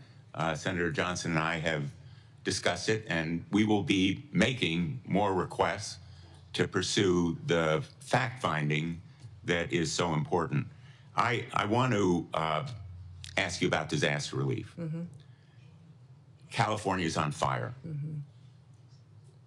The fires raging there are going to leave destruction and devastation that is heartbreaking. Mm-hmm. I am really disappointed with some of the statements that President-elect Trump has made. For example, saying that, quote, we won't give him, referring to Governor Newsom, money to put out all his fires, and if we don't give him money to put out fires, he's got a problem. The specter is there of potential discrimination based on politics, withholding money from California or other states. It's not an unfounded fear. In the last administration, there were public reports about President Trump withholding money from the state of Washington because of his disagreements with Governor Inslee. Connecticut, like the rest of the nation, suffers from these natural disasters. Most recently, in August, we were hit by major flooding, and these natural disasters are going to become more frequent, as will be the need for the federal government to meet the requests for declarations of natural disaster. I assume you will agree with me that withholding disaster relief by President Trump or any other chief executive of the United States is a violation of his duty and of law. Well, Senator, leadership has consequences. And looking at the tragedy that's happening in California, I want to ask you yes or no, with all due respect. It's an easy... What's happening in California is the ramification of many decisions over many years. But under my leadership at the Department of Homeland Security, there will be no political bias to how disaster relief is delivered to the American people. So if President Trump were to say to you, we're going to withhold money from Connecticut or Michigan or any of the states, Iowa, because we don't like the governor or we don't like the politics of the state, you would stand up to him and say, Mr. President, we need to allocate that money. Well, Senator, in 3 days, President Trump will take an oath to uphold the Constitution and the rule of law in this country, and he will do that, and I'll be glad to have him back. And I don't speak to hypotheticals, which is what you're asking me to do, but what I will tell you is that as Secretary, I will do the same. I will deliver the programs as the Well, it's laws more than a dictate. hypothetical, with all due respect, and I apologize for interrupting you, but my time is limited, as you know, as a veteran of these hearings. It's more than a hypothetical. It's based on experience with President Trump withholding money from Washington State and elsewhere. I need to know from you, will you stand up to the president and say, no, the Constitution and the Impoundment Act requires us, for example, to allocate the $100 billion that we have just appropriated in the last session to states like Connecticut, $3 million, Texas, $10 million, almost every one of the states represented here. Will you say no to the president if he withholds that money? Sir, I don't know about the scenarios that you're referencing with President Trump, but what I will tell you is that if given the chance to be Secretary of Homeland Security, that I will deliver the programs according to the law and that it will be done with no political bias. And if the programs change or if you decide to change the rule of law, then I will follow that while adhering to the Constitution. So you pledge to allocate and distribute that $100 billion according to how the program is written with no political bias. Every American deserves to be there and have disaster relief the same as their neighbors. Basically following the law. Yes. Let me ask you, Senator Peters asked you about homegrown terrorists.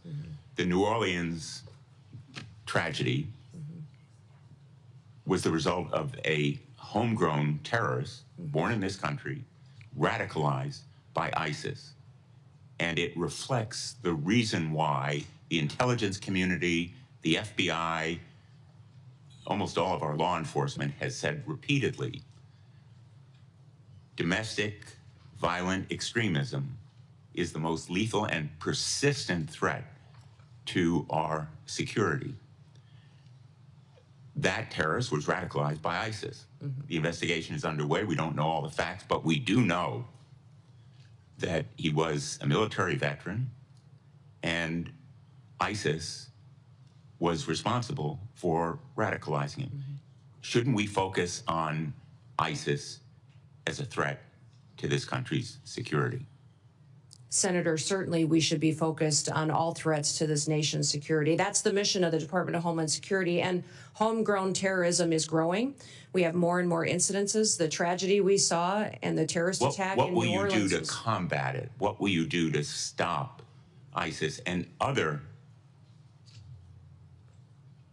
extremist organizations from radicalizing people in this country? Well, certainly, Senator, I'll continue to work with the administration and our partners and the Department of Defense, the intelligence agencies, also within Secretary of State and the other branches and cabinet officials to make sure we're bringing all resources to bear to identify and to stop these types of terrorist activities. What I would say is the cybersecurity and intelligence elements that we have within the Department of Homeland Security have been incredibly siloed.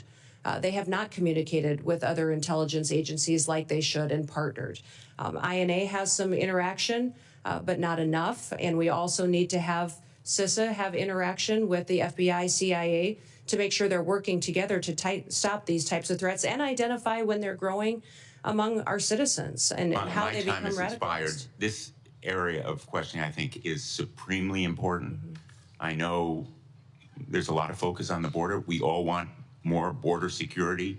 We want to stop migrant crime, but let's not take our eye off the ball. The governor of Louisiana for the Super Bowl ought to be really riveted on the potential for homegrown terrorism as a threat. And I hope that you will help him and other governors to do their duty to protect the people of the United States from that homegrown terrorist threat. Thank you. I look forward to working Senator with you. Ernst. Thank you, Senator Johnson. Governor Noem, thank you so much for being here today. And I want to thank you for your continuing service, the service that you had as a member of Congress, the service that you have displayed as a governor of the great state of South Dakota, our neighbor to the northwest, and for being willing to step up and take on this immense responsibility. So thank you so very much. We had such a good discussion when you came to my office in the last several weeks, and we talked about the importance of securing our border and fixing our broken immigration system. And I'd like to start today by sharing a story about one of my constituents from Council Bluffs, Iowa. And what we have seen through this broken border is tragedy that strikes so many families across the United States. So very similar to the story that was shared by my colleague from Missouri with his constituent, Mr. Wolf. I have a young woman by the name of Sarah Root who encountered tragedy on January 31st, 9 years ago. So Sarah Root was struck and killed by an illegal immigrant who was drunk driving. He was driving at 3 times the legal limit of alcohol. And Sarah's killer was bonded out before the Roots laid her to rest. He fled the country and has not been seen or heard from since. The Root family has not seen justice. So, Governor, how do you plan to prioritize the detention and deportation of illegal immigrants like Sarah's killer? Yes, Senator, thank you for telling Sarah's story. I remember when this happened because it was so close to home and so devastating for her and her family and the entire state of Iowa and our country. President Trump is focused on making sure that these types of situations don't happen again, that we don't continue to lose our children and our family members to illegal immigrants that come in and perpetuate crime and with no accountability, and then are released with no consequences. So the number one priority of the president is to secure the border and to deport these criminal actors immediately and as soon as possible. They will be the number one priority to make our communities safer and so that we don't have this kind of situation going forward. In fact, people, I think when they first heard my name being mentioned and nominated for the Department of Homeland Security, maybe thought it was a little bit of a surprise. Like, oh, I didn't think about Christy doing that job. But I tell people the reason that I asked for it is because I knew it was the president's number one priority. I knew that it needed to have someone in the position that would do what the president promised the American people, would be strong enough to do it, and follow through to make sure that we're protecting our communities and America, but that also came at it from a perspective of how these families feel, that was a wife and a mom and a grandmother, and would be able to stand up and communicate to the American people what we were doing and why we were, because it's what they asked us to do. I have 3 grandchildren and 1 more on the way, and when I look at little Miss Addie every day, I just think, what kind of a country is she going to grow up in? What kind of a country will we leave her and her brother and his sister? And I don't want them to think that their grandma sat on the sidelines and didn't do all that she could. So I will enforce the Constitution and the law, and I will make sure that when people enact horrific things like this that happened to Sarah and her family, that there will be consequences for it. Yeah, absolutely. And as a fellow grandma, I know that you are perfectly positioned to enforce this. I do want to move on to another topic that we visited about in my office. So I'm the founder and the chair of the DOJ Senate caucus. And so we do need greater government efficiency. And I do believe in order to do that, we need less of our employees teleworking and more of those government workers back in the office working for our constituents. And to that end, it ties together then too. We just found out that the Treasury Department had a cyber attack on December 8th from China. And no surprise here, they access servers through work from home software. So it all ties together. We need more people back in the offices, making sure that any communications are secured, any work is secured.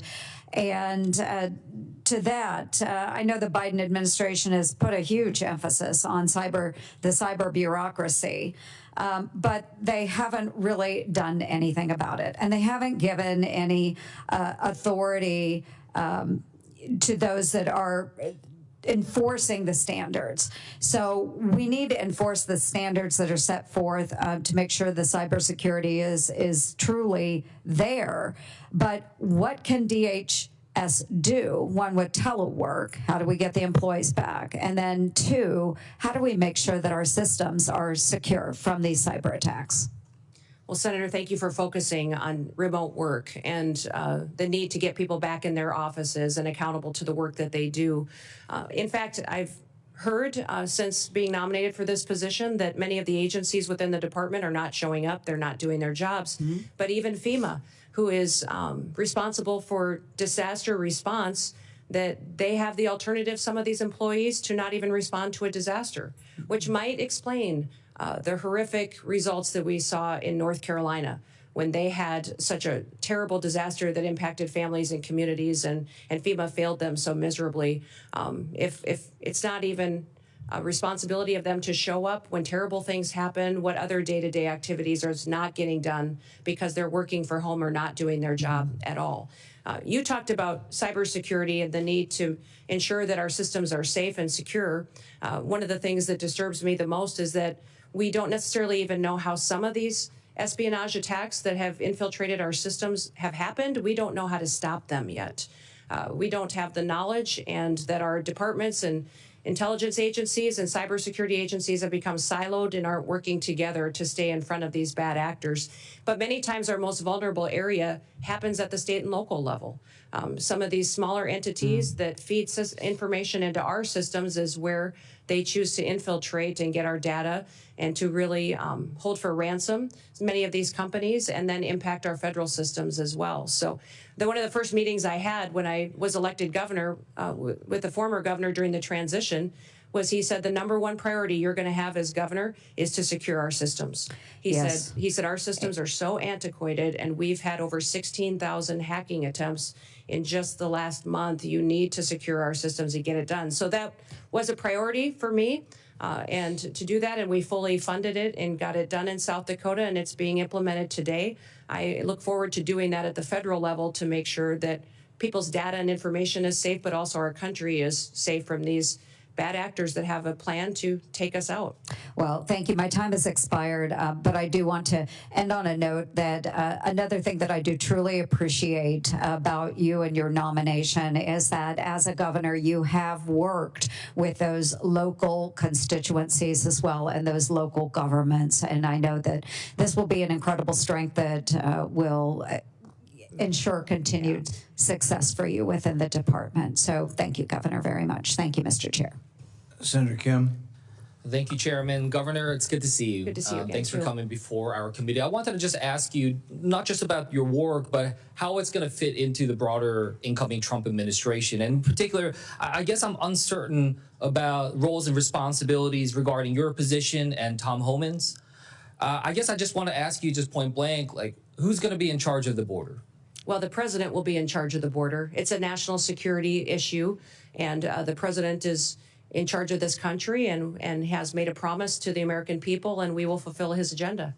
Well, that was a good answer. It's the answer I would have given as well. But I guess I got confused when Trump made the announcement about Tom Homan. He said, quote, I'm pleased to announce that Tom Homan and said that he's in charge of our nation's borders. So I guess, again, I'd just like to go back to you. How are you going to work with Mr. Homan? What is the division there? I'm trying to get a better sense of who's in charge. Yeah, Tom Homan is an incredible human being who has over 30 years of experience. Incredible experience. Yeah, I get at the that. border I'm just trying to think through the insight and wisdom. Decision-making process when it comes to your work. For instance, will he be giving orders directly to CBP, ICE, USCIS? Tom Homan has a direct line to the president. He is an advisor to the president, the border czar. I obviously will be, if nominated and confirmed, and put into the position of being the Department of Homeland Security Secretary and responsible for the authorities that we have and the actions that we take. I say this because I actually want to make sure that we're empowering the next Secretary of Homeland Security. Yes. You know, in the legislation that was codified by Congress and moved forward that started this after September 11th, it said, quote, all functions of all offices, employees, and organizational units of the department are vested in the Secretary. So I guess the reason why I mentioned this is I've just seen some quotes from Mr. Homan where he said, quote, I'll be making decisions on border security and deportation. He was asked in another interview about the stronger role that he'll play, and he said, absolutely, I'll be making decisions on how we do the border. So I just raise that as a concern of mine, because not only is that about the function of our executive branch, but also the capabilities of this committee to be able to properly do our constitutional duties for oversight, the ability for us to be able to have that conversation. We can talk to you, engage with you. That is the direct way. But if he is going to be making decisions, then he should come before this committee as well. And I know that that's something where, as far as I know, his role will be directly at the White House, is not something that will be under the purview directly of this committee. So I just wanted to raise those concerns. Yeah, Tom and I work very well together and talk and communicate all the time, and we'll be working together on a daily basis when we're in our positions under the new administration.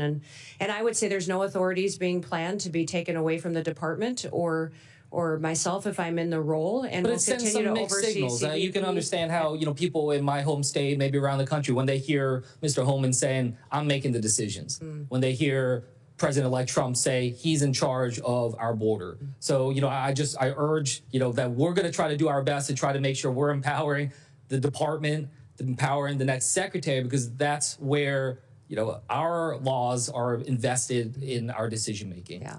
Well, thank you, Senator, and we'll make sure you have all the information that you need. And Tom working directly with the president and I working directly with the president hope to help you get all that you need to reassured that the authorities will stay the same as they currently are, but we will continue to work to secure that border and make sure that we're working together in that way.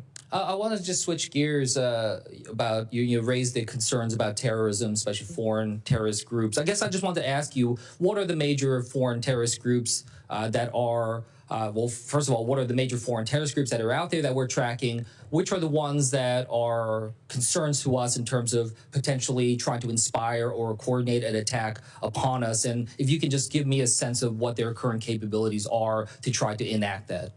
Well, I think we face a lot of threats, Senator, and since I'm not in the role today, I shouldn't get into specifics with you, but I think you can at least get over into years, specifics about what organizations that are out there. Yes, so I just wanted to get a sense of your knowledge of the all the organizations. traditional terrorist organizations that have always threatened the United States. Such but I would as? also say, I would say Hamas, ISIS, continuing down that path of those terrorist organizations, but we'll continue to also focus, though, not just on those, but also the cartels, their partnership with the Chinese, and what they are doing. Listen, I've told people for years, for over 30 years, I've worked on national policy, on food policy, on agriculture policy, and I've seen the Chinese agenda to infiltrate our country, control our food supply chain, but also their manipulation of their currency and stealing our IP.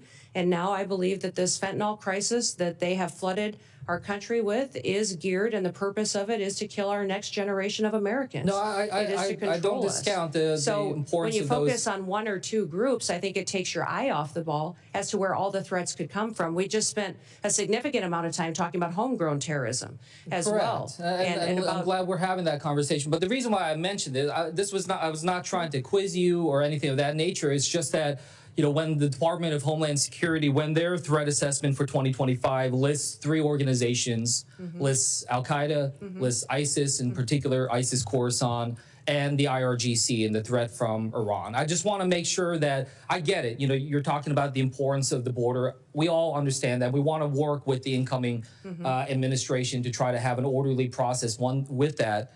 But I just want to make sure that in particular DHS, the primary mission, if we look at the founding legislation, the primary mission, the very first mission is prevent terrorist attacks within the United States and do everything we can to minimize that type of threat. So, yes, I do think it's important for us to focus in on 1, 2, or 3, or just wherever these terrorist groups are at. Yes, I know that part of that effort to try to minimize terrorist attacks is through through the work that we try to do to secure our borders, all of them, air, sea, and land. But the primary mission still is about preventing terrorism, not just the border security. That's a tool to be able to accomplish that. So I just raise that with you. I want to make sure that the next Homeland Security Secretary has a very detailed knowledge and understanding about the terrorist groups, their capabilities, and is tracking that on a absolute daily basis, and that they understand that is their top mission. And with that, I'll yield back to the chairman. Senator Johnson. Governor Noem, welcome, and thank you for your willingness to serve. You'll be taking over a massive federal government agency, 240,000 employees.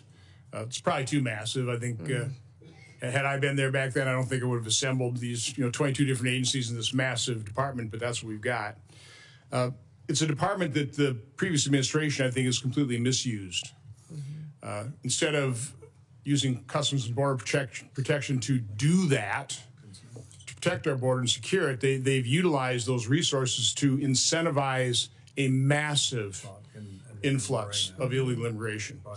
Instead of using the Cybersecurity Infrastructure Security Agency to do that, they instead engaged in mission creep and utilized it to censor Americans with the Misinformation Board. I am concerned about disaster relief, just federal disaster relief in general, creating greater and greater and increasing levels of moral hazard, resulting in higher costs of these disasters. So let's cover each one of those kind of in order. How do you gain control over a massive agency whose resources and personnel have been misused. I mean, how do you root out those individuals who, instead of securing our border, opened it up and facilitated this? Well, Senator, this has been a big topic of conversation in most of the meetings that I've had with the members of this committee was how do we fix this agency, which the reputation is that it's broken and dysfunctional. I think that was the question I get asked the most is why would you want to head up such a dysfunctional department? And I would say that because the mission of the department is to secure the homeland and our people. It's our biggest vulnerability right now. And we have a president that's not enforcing the law. And I don't believe the law should be unequally applied. Everyone wants to be subject to our laws, and a nation without laws and without borders is not a nation at all. So I will work by ensuring one of the things that Senator Ernst talked about, people have to show up for work. I think there's going to be a majority of people who don't have their primary mission to secure the homeland, that if they don't want to show up for work, then maybe they're just not truly passionate about protecting America. I think they need to do that, and they need to recognize what their job is. The morale in DHS is very low.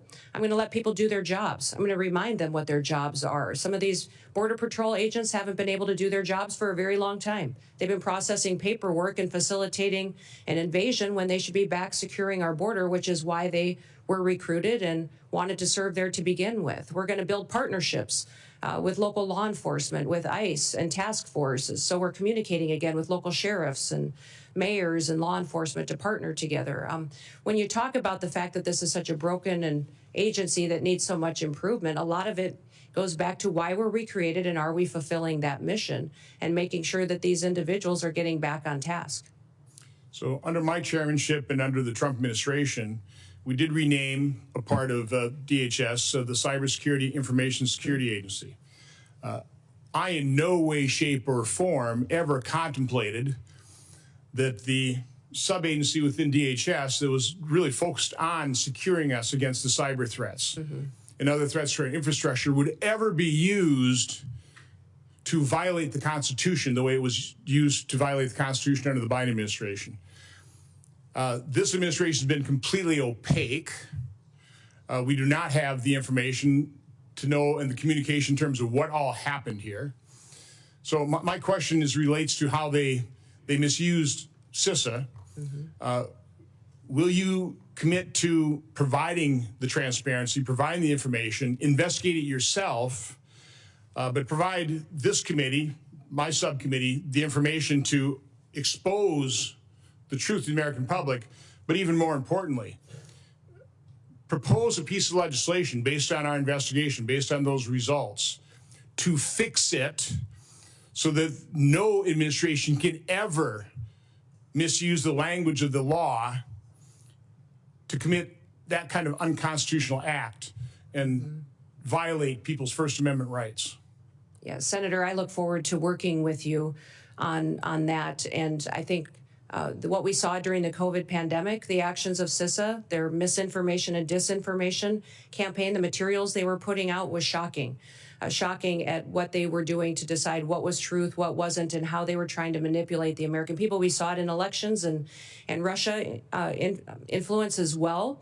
And so ensuring that they can't do that in the future under any administration would be a priority, that they stay doing what they're supposed to do and hardening our systems and working with local officials to do that is a priority. And I'd look forward to working with you on legislation should you wish to rein them in. So the first step in that process is to expose the truth, to find out who these bad actors were, expose who they were, hold them accountable. I mean, that is crucial that we take that first step. So again, look forward to working with you on that.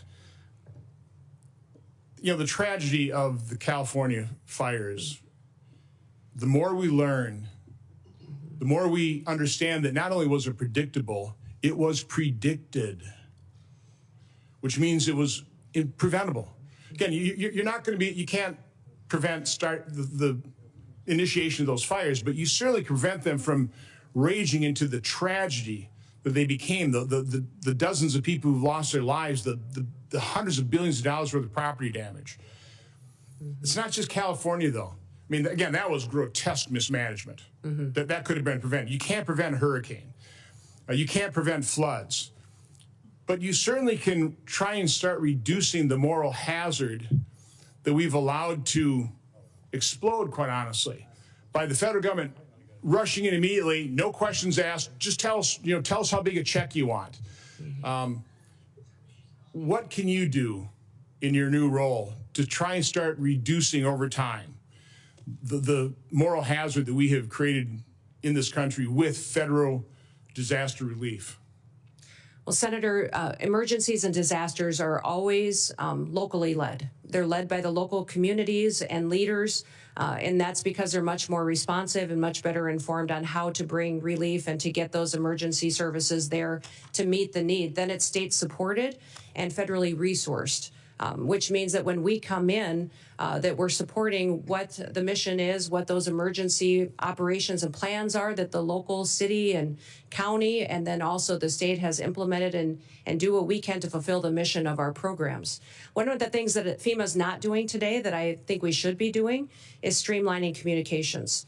We saw this in New Orleans. We saw it in other terrorist attacks in the country. And you just referenced it as well about the American people not getting the truth, senators not getting the truth and the transparency that we need, is that I believe FEMA can always put out a blueprint for what a response would be should something terrible happen.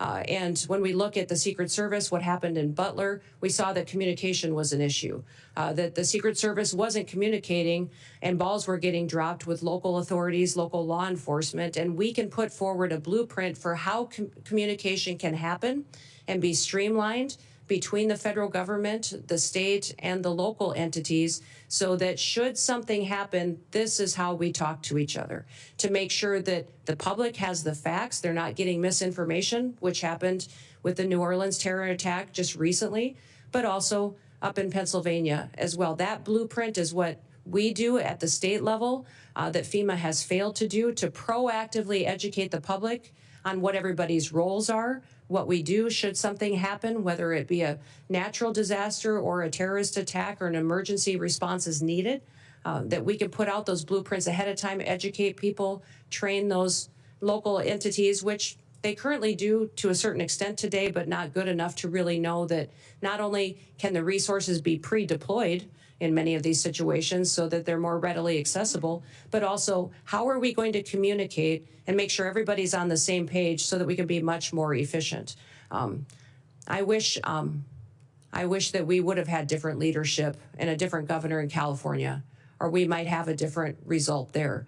But in the Department of Homeland Security, we can do all that we can to make sure that the people that live in California know that they're going to get a response from the federal government that's appropriate, and we did all that we could to make sure that they had the information ahead of time so they could protect themselves when they do have a failure in leadership like we've seen. Well, thank you and good luck. You bet.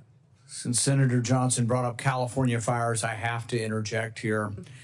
We talked about burn policies. You know, these are local policies, how we try to not have so much brush and things like that. They're also next to the largest body of water in the world, the Pacific Ocean. So I see these homes all burning on the beach in Malibu, and I'm like, wow, if they just had a generator and a hose, you start sucking the water out of the Pacific Ocean. But you could do more than that.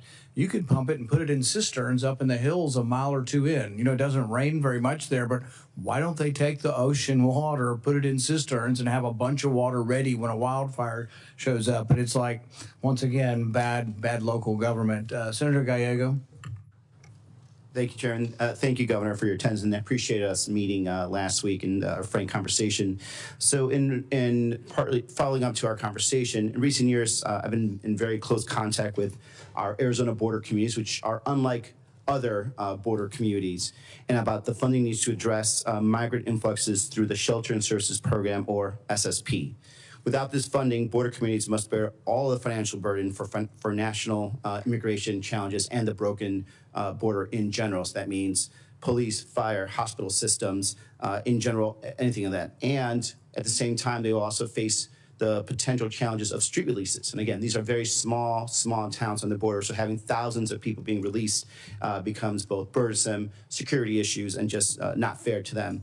And we get lumped in with places like New York and Chicago about how they do their shelter programs. Our shelter programs are not the same as New York and Chicago. We do not permanently put people in apartments or anything of that nature. We are trying to move people away from the border so that way they don't become a burden on these very, very small communities. So I'm very highly concerned, as I told you in our meeting, when the SSP program becomes politicized and to the point where we get lumped in with those programs I don't think are effective and are actually counterproductive, and it ends up depriving our small Arizona borders of these very, very vital funds that they need. So as DHS Secretary, how would you ensure that border communities are not left to respond to and pay for these immigration influxes, the broken border system on their own? And would you commit to helping really not politicize or just join the SSP program to the point where places that are doing things correctly, like Yuma, Arizona, like Pima County, like Cochise County, aren't lumped in with the people that are doing things incorrectly, like New York State and Chicago? Well, Senator, thank you for the conversation in your office about the program, FEMA, the southern border and the challenges, and then also the difference between your state and how you utilize funds versus other states. I would say that my hope is that if given the opportunity to serve as secretary, that the federal government would no longer, and I believe as President Trump has promised the American people, facilitate an illegal alien invasion, and that your communities in Arizona would no longer have the issue with having people in your small towns and communities that you need to figure out how to take care of and get them to where they want to go in other places of the country. The president has promised he will secure the border, that we will uphold our nation's laws, and that he will do that to the benefit and be putting America first again. So I know we talked extensively about the SSP program and how you've utilized it, but getting these programs back to what they were intended is important. FEMA is a disaster response agency, and some of the facilities that have been utilizing these types of funds and dollars need to be reevaluated and to make sure that it's truly doing the service that is upholding our nation's laws. And certainly I understand reevaluating, especially how some of these states have been using it. And in an ideal world, we don't have to have a program like that because we don't have this mass of humanity that's coming towards our borders. But even under the first Trump administration, we actually still needed it also. So this is why my concern is to not get rid of this program because, again, these small communities, I'm talking communities of maybe 10,000 people, maybe only 6 or 7 cops are going to end up really bearing the brunt. And we're not a big state. We can't really compensate for those types of losses. These small communities are also largely in, you come from a rural state, counties that are largely rural with a lot of federal land, so they actually don't even have a tax base. So when the broken immigration system sends people to these borders and we end up not having to have enough, these communities don't have enough money to pay for cops, firefighters, overtime for hospital systems, it's that type of program that keeps these small communities afloat. So I just want to make sure that again, this does not become politicized and that we are kept separate from, I think, the mistakes that other states have taken on. Moving on, in Arizona, we have large parts of the border that run through tribal lands. We have 22 federally recognized tribes. We have great relationships with these tribes. They want to be collaborative partners when it comes to border security. And then we have some great programs that have worked in the past. For example, the Shadow Wolves program with the Tohono Nation. It's a really good example, collaborative program of tribal law enforcement that worked with DHS to make sure they stop human smuggling and cartels going through the borders. But as DHS Secretary, what is your plan to consult with our border tribes and work together to balance both national security but also their sovereignty? Yeah. Well, Senator, I believe that my experience as governor and my relationship with working with our tribes is going to be an incredible, powerful tool for me to bring to bear at the Department of Homeland Security to work on how we secure our southern border, but still respect their sovereignty and still be able to work with them. This year, when looking at public safety issues that we had in South Dakota and their lack of ability to hire tribal officers on our reservations in South Dakota, I offered to train federal law enforcement officers, BIA officers, but also their tribal police in South Dakota at no cost to our tribes. And it's been an incredible, powerful tool that we've had to build relationships. Those tribal police had the chance to go through academy with the local maybe deputies from the counties and the state highway patrol troopers that were coming on board. And those relationships have built partnerships in our state that we didn't have before. The Shadow Wolf training opportunity is incredible that was down in Arizona that you spoke of too. And in looking into that program, I'd like to continue to build on that and perpetuate in the future so that our tribes have an opportunity to have a secure border, but also have it reflect their values and their culture and have their own people be a part of the solution. And then even when it comes to the infrastructure of the wall, that we're respecting that in their landscapes and their land as well. So I look forward to working with you as we move into this next administration to be able to protect our country and then work and respect our tribes as we do so. Thank you. And the President Trump and some of his other potential staff and advisors have been very vocal about implementing a mass deportation strategy. You know, talking to my agricultural community, my dairy community, they have concerns that this approach will lead to workforce shortages that will further drive up the costs of everything, and something that we have really been working hard to across, I think, a bipartisan manner to bring down the costs of everything. And unfortunately, this would reignite inflation. What is your plan to ensure safe and legal immigration processes for agricultural workers while protecting local agricultural operations, including those both in of our home states? Well, Senator, the President and President Trump has been very clear that his priority is going to be deporting criminals, those who have broken our laws and perpetuated violence in our communities. That'll be the priority. And as I spoke earlier with our statistics, having over 425,000 of those with criminal convictions in our country, that will be a focus that we need to tackle right away, and it'll be a big one. Beyond that, his next priority is going to be those with final removal orders, and focus on those individuals who have long overstayed, and that there is a consequence for ignoring our federal laws. Beyond that, we'll continue conversations. As you know, I'm a farmer and a rancher and come from an agricultural state, and we'll work together to make sure that laws are followed. You know, it is the Senate and the House that puts forward the laws. I, as Secretary, uphold the law. So you determine what that is, and debate and discussion. I'll be transparent and share as much information and insight as I have with my background and experience, and continue to work with you. Senator Moreno.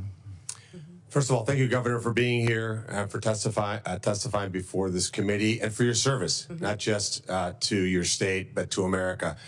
9 years ago today, we met in probably the coldest day I've ever been in my life in Iowa, as you and I were making phone calls and whipping up votes for Republicans in Iowa. My wife, Bridget, who's here, got a chance to meet you. And we left Iowa saying, that person's really going to go far. And here we are 9 years later. You've been an amazing governor, amazing congresswoman, and now you're going to make an even better Secretary of the Department of Homeland Security. So I think sometimes in D.C. we tend to complicate things. There is a current Secretary of Homeland Security. So why don't we take this opportunity to do a little job review and compare and contrast him to you. So just, if you don't mind, I'll ask you some questions and you can give me an answer. Secretary Mayorkas allowed you said it, just about 400 people on a terror watch list to come into this country illegally. If you were confirmed as Secretary of Homeland Security, how many people on the terror watch list would you allow into this country? Well, Senator, we would work every single day until we had that number was zero. And if you look at the previous Trump administration over his entire 4 years, in comparison to Joe Biden's number, President Trump, it was 11 that were then removed from the country and faced consequences. When you look at the 382 that Joe Biden has let in, and the policies continue, is shocking and needs to be changed immediately. Mayorkas let in about 12,000 murderers. How many would you target to let into this country? My goal every day would be have no murderers allowed into this country and our communities. Mayorkas allowed 16,000 rapists. How many would you target to let in? Every day I'd work to make sure that there was none let into this country. He let 600,000, Mayorkas, 600,000 people with criminal convictions. How many would you allow in? We would work every day to make sure people are safe and that those with criminal convictions are immediately removed. How many private jets would you have the United States taxpayers have fly into foreign countries to pick up people to bring them here? Yeah, Senator, we will no longer be undertaking that mission at the Department of Homeland Security. So not 700,000 individuals on private jets over the last 4 years. You would not have any. No. I'll be working with President Trump to put in place his agenda in adherence to our federal laws. And how many illegals will you plan to house in luxury hotel rooms in Manhattan at a cost of $6,000 per month? Sir, clearly, Senator, during this election, the American people said they did not support that and that that would not be a part of this new administration. How about sex change operations for illegals? How many of those would you suspect you would fund? Senator, I believe that the Department of Homeland Security will be reevaluating its mission in this country to not allow that going forward under President Trump's goals. And if you had an illegal migrant that was in this country and they committed a crime, would you offer them airfare from one state to another to evade law enforcement? Sir, I will be following this nation's laws and the Constitution and make sure that all laws are adhered to.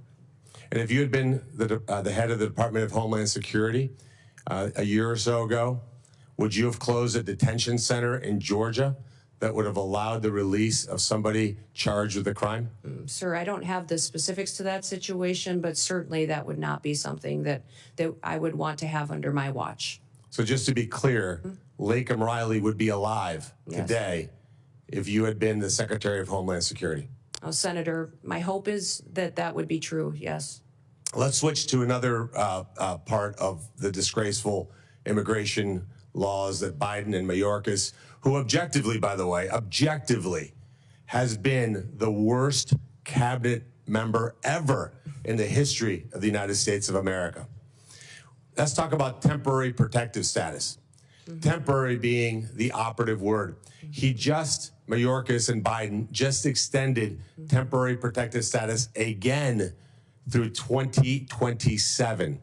Will you continue to corrupt TPS to allow some sort of open borders agenda? And will you use hot weather of 80 degrees and sunny beaches in El Salvador as a reason why people have to stay in America and not safely return? Yeah, Senator, this program has been abused and manipulated by the Biden administration, and that will no longer be allowed to allow that and these extensions going forward the way that they are. The program was intended to be temporary, and this extension of over 600,000 Venezuelans as well is alarming when you look at what we've seen in different states, including Colorado, with gangs doing damage and harming the individuals and the people that live there. And in terms of our border, like the physical border, I've been there many times, you've been there many times. Who should be in charge? Who should have operational control of our border? The United States government or the Mexican drug cartels? Oh, Senator, the United States needs to control our borders and secure them. So if this were a job interview in the private sector, and you had somebody like Alejandro Mayorkas in charge, and we had the opportunity to upgrade to you, this would be the greatest upgrade in history of the United States of America. But I'm going to end my time with a startling statistic and actually a challenge to the Democrat Party. When Mayorkas was confirmed, every single Democrat voted to confirm him, and 6 Republicans joined all 50 Democrats in that confirmation. If we get to the vote, and hopefully, Chairman, we could do that Monday, because we cannot wait one single day without you being in charge of that department. We should have 100%, 100 senators vote for your confirmation. This will be the litmus test, in my mind, as to whether we have a Democrat Party that's actually serious about doing bipartisan things like securing this country and protecting our citizens. Any Democrat that voted for Mayorkas that does not vote for you should be in front of their voters and removed from office. Thank you for serving, Brian. Thank you for being here, for putting up with the nonsense that you guys have had to put up with over the years. You are going to make an amazing Secretary of Homeland Security. Thank you for being here. Thank you, Senator. Senator Slotkin. Thanks for being here, and thanks for our time in my office. Governor, I'm a former CIA officer, joined right after 9/11, and served 3 tours in Iraq alongside the military. I'm actually the first CIA officer in the Senate. To me, the most important thing, again, as a Democrat from a state that Trump won, right, on the same ballot, we both won. I understand we're going to have different policy opinions. I certainly understand that the president our incoming president has the right to nominate whoever he wants. Those are not the issues for me that I'm going to spend my time on. The ones that I care about the most relate to the mission of the organization when it was founded, protecting the homeland. And I think, to me, it's one thing when there's campaign rhetoric or politicization of things.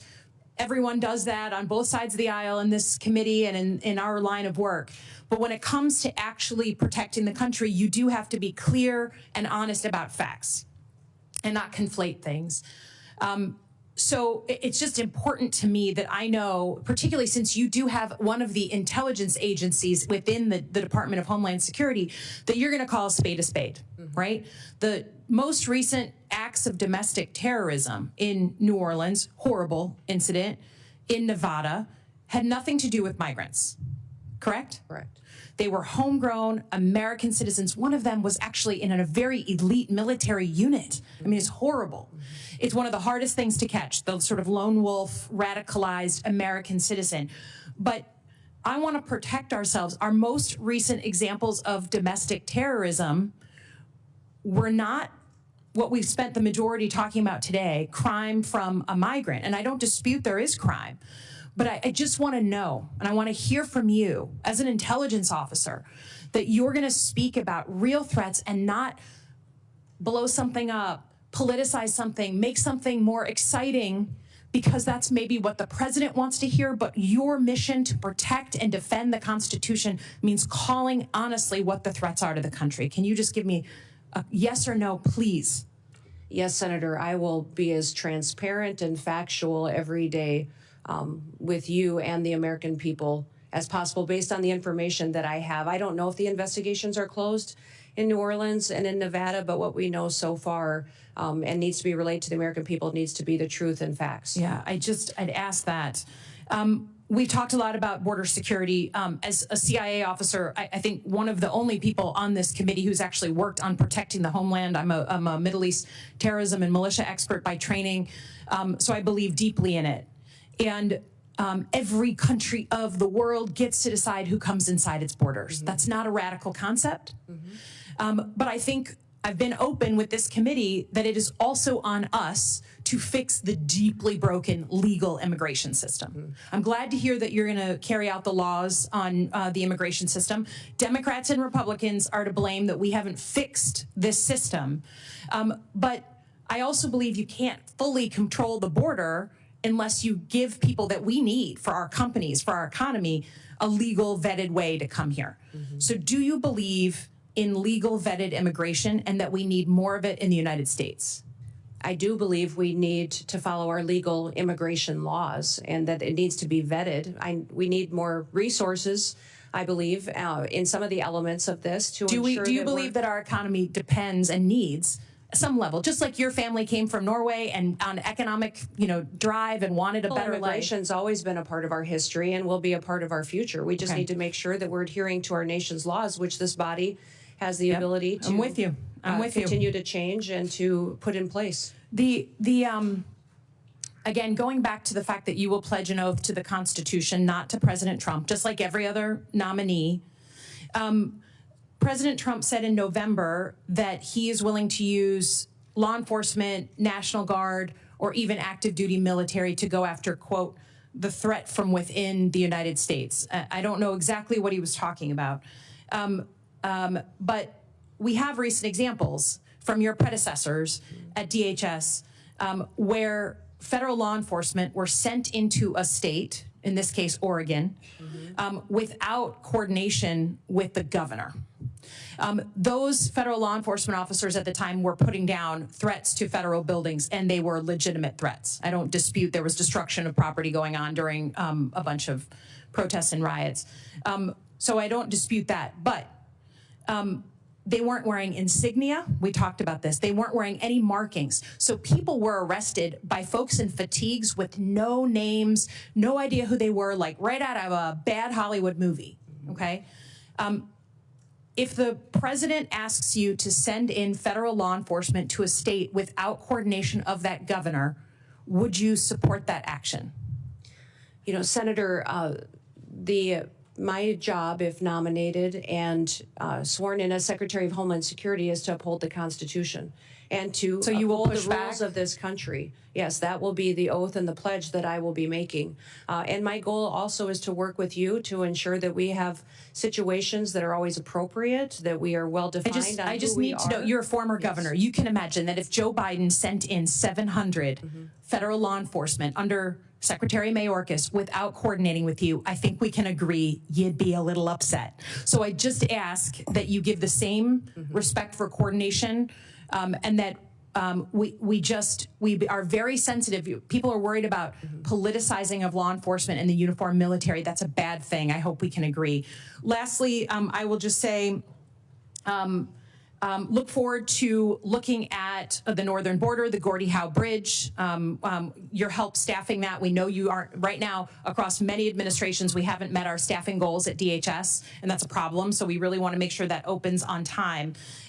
But I also want your assurances, you received FEMA assistance from Joe Biden's administration, right? You had historic floods, you asked and requested of the administration, and you were given millions of dollars to help with that.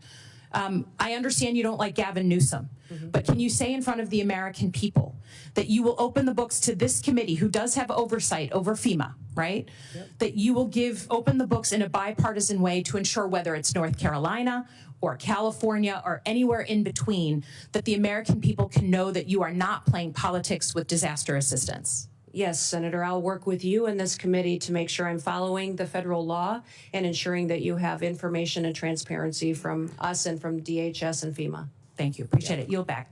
Senator Langford. Governor Noem, great to see you. Great to see you, too. Thanks for being here. Thanks for accepting this nod that the president has given you. For Brian, thanks.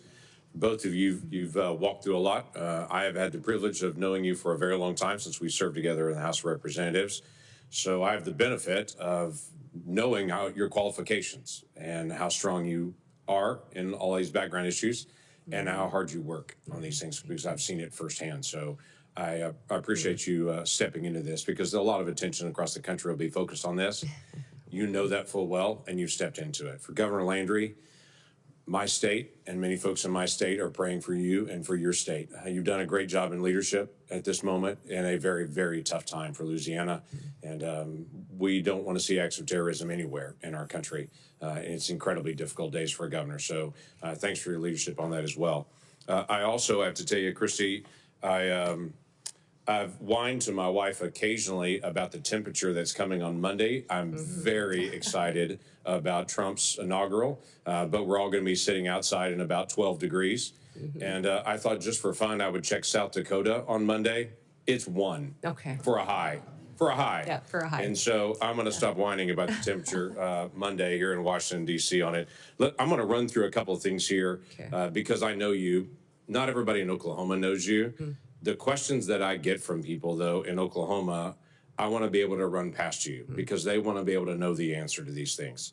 So I'm just going to blitz through a whole bunch of them.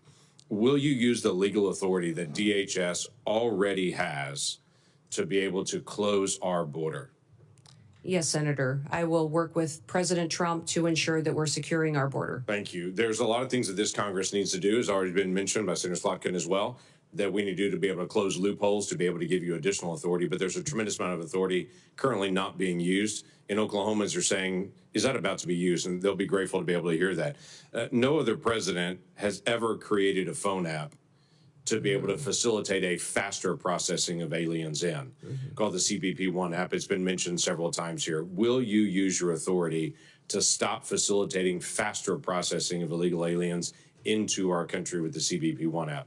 Yes, Senator. We will eliminate the CBP-1 app, maintain some of the data that's in it that's critical to knowing who's in our country, but that app will no longer be in use. Thank you. No other president has ever used the parole authority, just in general, humanitarian parole, to facilitate faster processing of aliens into our country, which leads to the catch and release we've all heard about.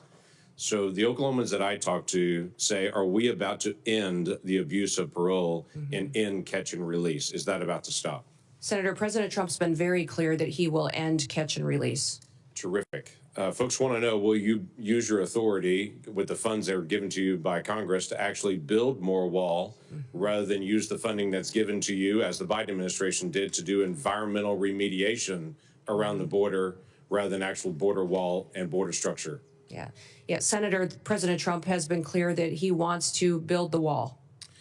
So do we. So will you use your authority to be able to scan more vehicles? And obviously, we've got to get you the funding to be able to do this, to be able to scan more vehicles and individuals that are carrying fentanyl into our country through our ports of entry.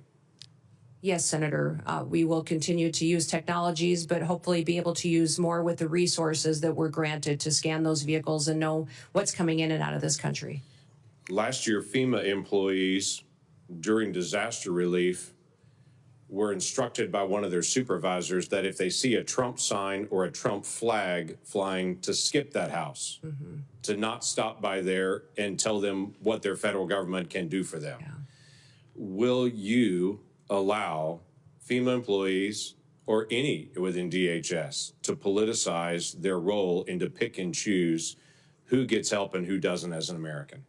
Senator, under President Trump's administration, disaster and emergency relief will not be handed out with political bias. Every American will be responded to and treated equally. That's what folks want to know. Will you review the Secret Service responsibilities to be able to go back through it and to say, are they focused on their primary mission, or is there something that could distract? Secret Service still chases down financial crimes. They're still chasing down child exploitation. Those are serious things for Treasury or for FBI to do. But there's a question is if that's the first priority for Secret Service. Senator, the Secret Service is in need of dramatic reforms. They do have a protective detail element that is their priority, and also an investigation side. My understanding is that that investigation side is often used to train the protective detailed officers, but clearly they are not focusing on what their true duty is, and it needs to get back onto what they were created for, and that was the protective detail mission and emergency situations that they need to help plan and prepare for and defend. Thank you. This committee made a request to the Secretary of Homeland Security last year, and by the way, also the head of the FBI, to be able to come before this committee and to do what every Secretary of Homeland Security has done for the last 20 years, every single year, unbroken until last year. And then the Secretary refused to come before this committee in an open session and talk about national threats. Now, the former chairman protested strongly to the Biden administration and DHS. They weren't coming, but they still refused to be able to come. Will you come before this committee and talk about the threats openly so the American people can hear them in a public forum? Yes, Senator. Senator Peters and I discussed this quite a bit in our meeting as well, and I have committed to come and give that briefing to this committee and to the American people. Thank you. We need that. Let me tell you another challenge we've had with Homeland Security in the past 4 years. When we ask for data and for information, we get, I'll get back to you on that. When we ask again and again and again and again, we get the same statement. I'll get back to you on that. Now, I can go down the street to the command center where they actually get the data in live and they have it up on big screens and they're tracking exactly what's happening on the southern border to the minute. But if I ask for what happened last month, they'll say, we're still gathering that data. We're not asking for anything other than what Congress is supposed to get. That's the ability to be able to see data and to have real oversight over DHS. And that has been a failure of this DHS, along with multiple other issues on that. When we request the data for basic things like how many special interest aliens were allowed across the border, if it was last year, we had to find out on our own, it was 70,000 people that were targeted by this administration as a potential national security risk that were not just found at the border, that were released when they were found at the border. 70,000 people just from last year in the country right now that this administration declared at the border, they're a potential national security risk. Now, I know you're not going to do that, but when we ask for the data and for the information, when we say, how's the National Vetting Center working? Do you have the connection between it to be able to screen individuals there? We're just doing our oversight responsibility. You've served in Congress before and did a great job on that and did oversight. We want to still be able to do the same thing. Will you provide data to this committee so that we can cooperate with you to help? Senator, I will follow the law and be transparent with you and allow you to do the due diligence towards oversight that you are tasked with. I have absolutely no doubt about that, Governor. I have absolutely no doubt. Looking forward to you serving in that role. Thank you. Thank you. Well, congratulations, Governor Nome. You are almost done. Okay. We've been through a lot of questions. I think you've handled the questions very well. And there's going to be, I'm going to ask a couple of questions, and I think the ranking member has a few, and I think we'll be done very shortly. I think a lot of Americans, including some conservatives, misunderstand the First Amendment. They think the First Amendment says that Facebook has to publish my opinion, or the Wall Street Journal has to publish my opinion, or we need to force them to be fair. That's not what the First Amendment's about at all. The First Amendment really doesn't apply to telling private companies what we can or cannot say. YouTube censored me, and I despise their policy. They actually took down speeches I made on the floor. But really, I don't have a legal recourse other than I can complain about YouTube being unfair and not hosting, both sides of an issue. However, with the government, though, there is a rule. The First Amendment specifically says Congress shall pass no law banning or abridging speech. And this is what really got us worried about, what not only the FBI was doing, but the Department of Homeland Security, actually meeting with these companies on a weekly basis. And imagine the chilling effect of this. Imagine that there are cameras here, that they're going to end their filming of this interview and then decide, well, what she said or what he said really was misinformation and we should edit that out. Can you imagine? It's just hard for me to imagine that the media has not, which once defended the First Amendment, hasn't been in more of an uproar over the government meeting with the media to decide things. Some of this we didn't know, and then Elon Musk bought Twitter. People asked him, they said, you paid $44 billion for Twitter, isn't that too much? And he said, I paid $44 billion to defend free speech. And it's been an amazing service, not only to open up the forum to more viewpoints, but to point out what the government was doing. In this last week, we heard from Mark Zuckerberg, who said that the pushiness, the coerciveness of government meeting with them was unprecedented, and that they pushed back. But he also said worse than them just sort of telling him he should restrict speech, they also threatened him. They threatened to come after him through antitrust law. They threatened to remove parts of, Section 230 of the liability protection. Just to imagine this bully nature of government. And I know you're opposed to that, but if you're confirmed and you're in a position of saying, we're just no longer sending people to meet with media, and the way I describe it is to talk about constitutionally protected speech, because some will say, oh, well, what about, pornography, or what about child trafficking? Those are illegal. Those are not constitutionally protected speech. You have every ability to meet with that. But for constitutionally protected speech, will you tell us in America that you will no longer be sending government agents to meet with the media? Yes, Senator, I'll work with you to ensure that civil rights and liberties are protected and that we are not in the misinformation and disinformation space like the current DHS is. The only other thing I would ask on this basis is we will send requests. We sent requests previously, sometimes and often bipartisan requests for information. The Twitter files, Michael Schellenberger, Matt Taibbi, Barry Weiss did a great job of showing what was happening in Twitter and how they were cooperating with government. I think the other investigation that needs to occur is who were the people in government they were talking to? Do they still work at DHS? And can we make sure that they're not in a position of authority? And this is not something I'm going to tell you to do. It's just a request that you have your own investigation, that you have people who work for DHS to say, we are going to look for people who are bringing their political bias to work and trying to influence speech and restrict speech based on their bias, and help us in rooting that out and making sure that these people never again have that responsibility, because I think that I don't think there's ever been anything like this as far as the restriction of speech. And I think the election is largely going to stop and tilt things the other way. But will you help us by looking internally for those who are trying to restrict speech? Senator, I look forward to working with you on that mission. I don't have any other questions now, but I think Senator Peters and Senator Blumenthal and we'll see how it goes. We're going to start with Senator Peters with one more 5-minute round. Yeah, I'll be fairly brief. We've had opportunity to talk at length about many issues, and again, I appreciate that, Governor.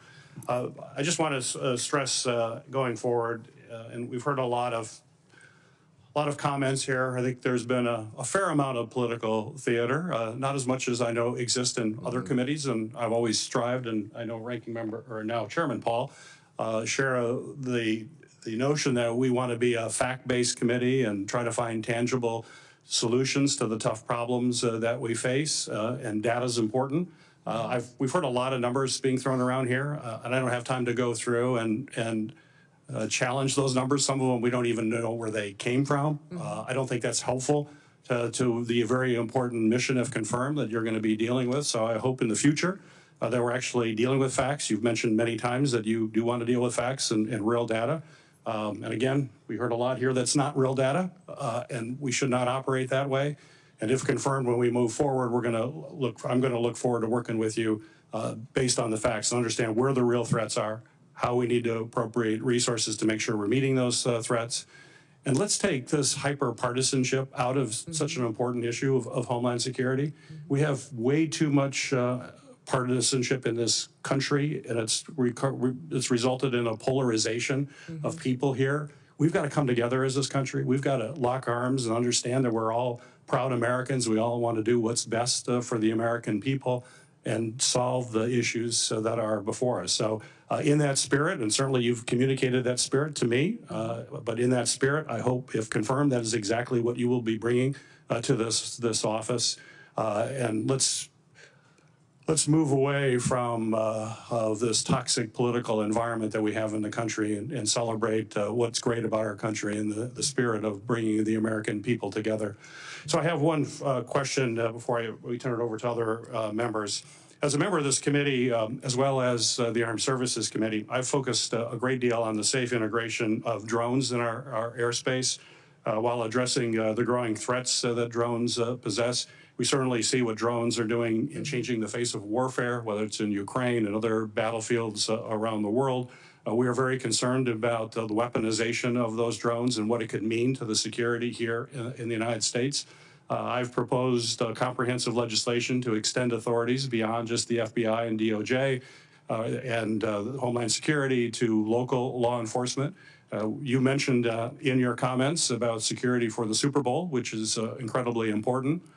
We have to remember that that threat exists for all games. In fact, one of the biggest supporters of my legislation is the NFL. In fact, we just had a recent playoff game that was delayed because of drones that flew into that playoff game. We are very concerned that you could have a drone with a grenade or an explosive device, which would be absolutely catastrophic. It's absolutely essential that we address this threat. What we're seeing around the world and what we're seeing in daily activities should be a concern. I think this is just a matter of time. It's not if, it's when. And we need to be on the front end of that.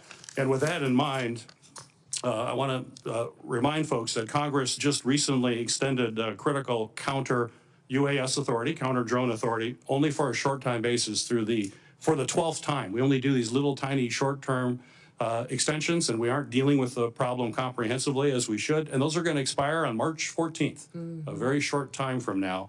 And so my question for you, Governor, is if confirmed as DH Secretary, will you commit to working with me and my colleagues to pass durable long-term authorities that will protect this country from what is a real threat and it's just a matter of time? And I don't want to have a horrible incident occur and people wonder why we didn't take action beforehand. So please address that. Senator, I look forward to working with you in this committee to address the threats we may face and the usage of drones in this country in relation to our national security interests and our homeland security interests. So thank you for bringing up the conversation today, because it is one of the areas within DHS that we have a responsibility to address in cooperation with Congress. And my first comments on bringing people together. Please comment on that. Oh, well, thank you, I didn't sir. ask that question, yes, but no. it's in my 24 seconds left. I'm looking forward to working with everyone, Republicans and Democrats, and everyone else in between that in this country that is focused on keeping America safe and secure for our future. I would just point, Senator, to my background and my history.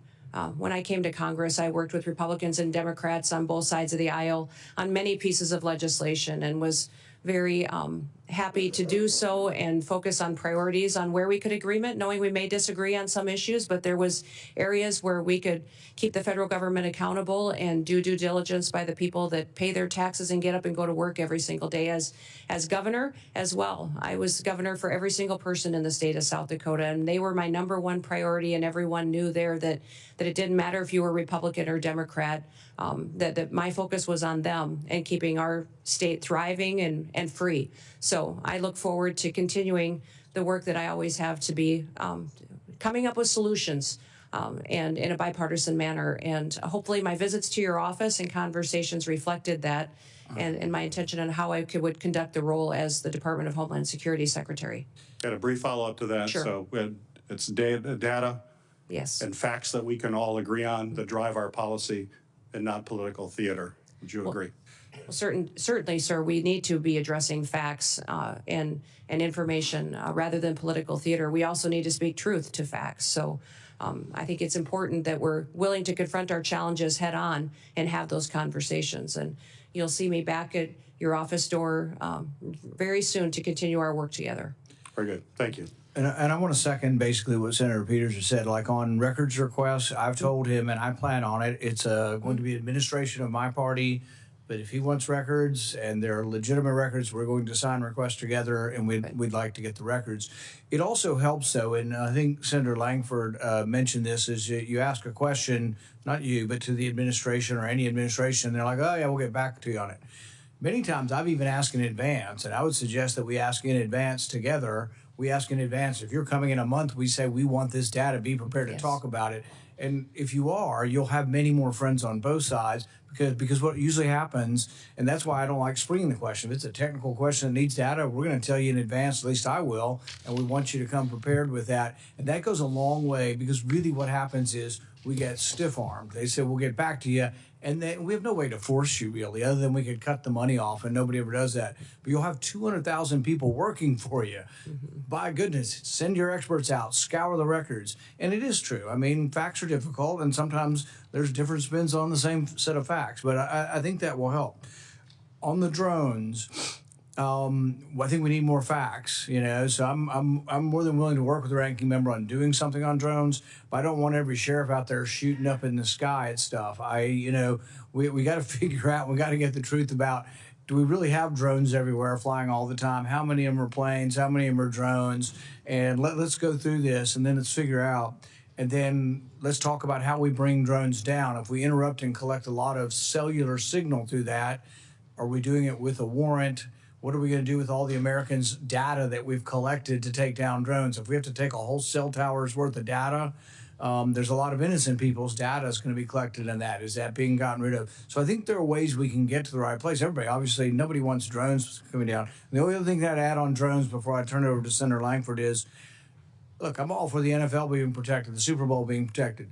They need to pay. They are a very rich organization. They want drones flying over in New Orleans. I'm all for it. The NFL ought to pay the government if the government's doing it, or we ought to have private contractors doing it, but they shouldn't just get it for free. Senator Langford. Thank you. Thanks again. As Senator Paul will remember on this, there used to be a public-facing website that all Americans could actually get the data, what's happening on the border, what's actually moving, and then when the numbers got bad, that seemed to disappear. And then we couldn't even get the data anymore. So I look forward to actually finding ways to be able to have everybody has the ability to be able to see some of this data as well on it. There's a reason that the DHS secretary is the very first week of nominations. This is a really important role, and it is a nonpartisan role. It is a national security role, and we're grateful that you stepped into this, but it is important that we actually get you on the task to be able to make sure that's out there. You mentioned earlier in your testimony that we do have a morale problem at DHS right now. And I think a lot of that is because people that signed up to be federal law enforcement to be able to protect the United States of America have felt like they've been sidelined and they've not been able to do their job that they really signed up for. And what I'm hearing from you is you're going to allow them to do their job again.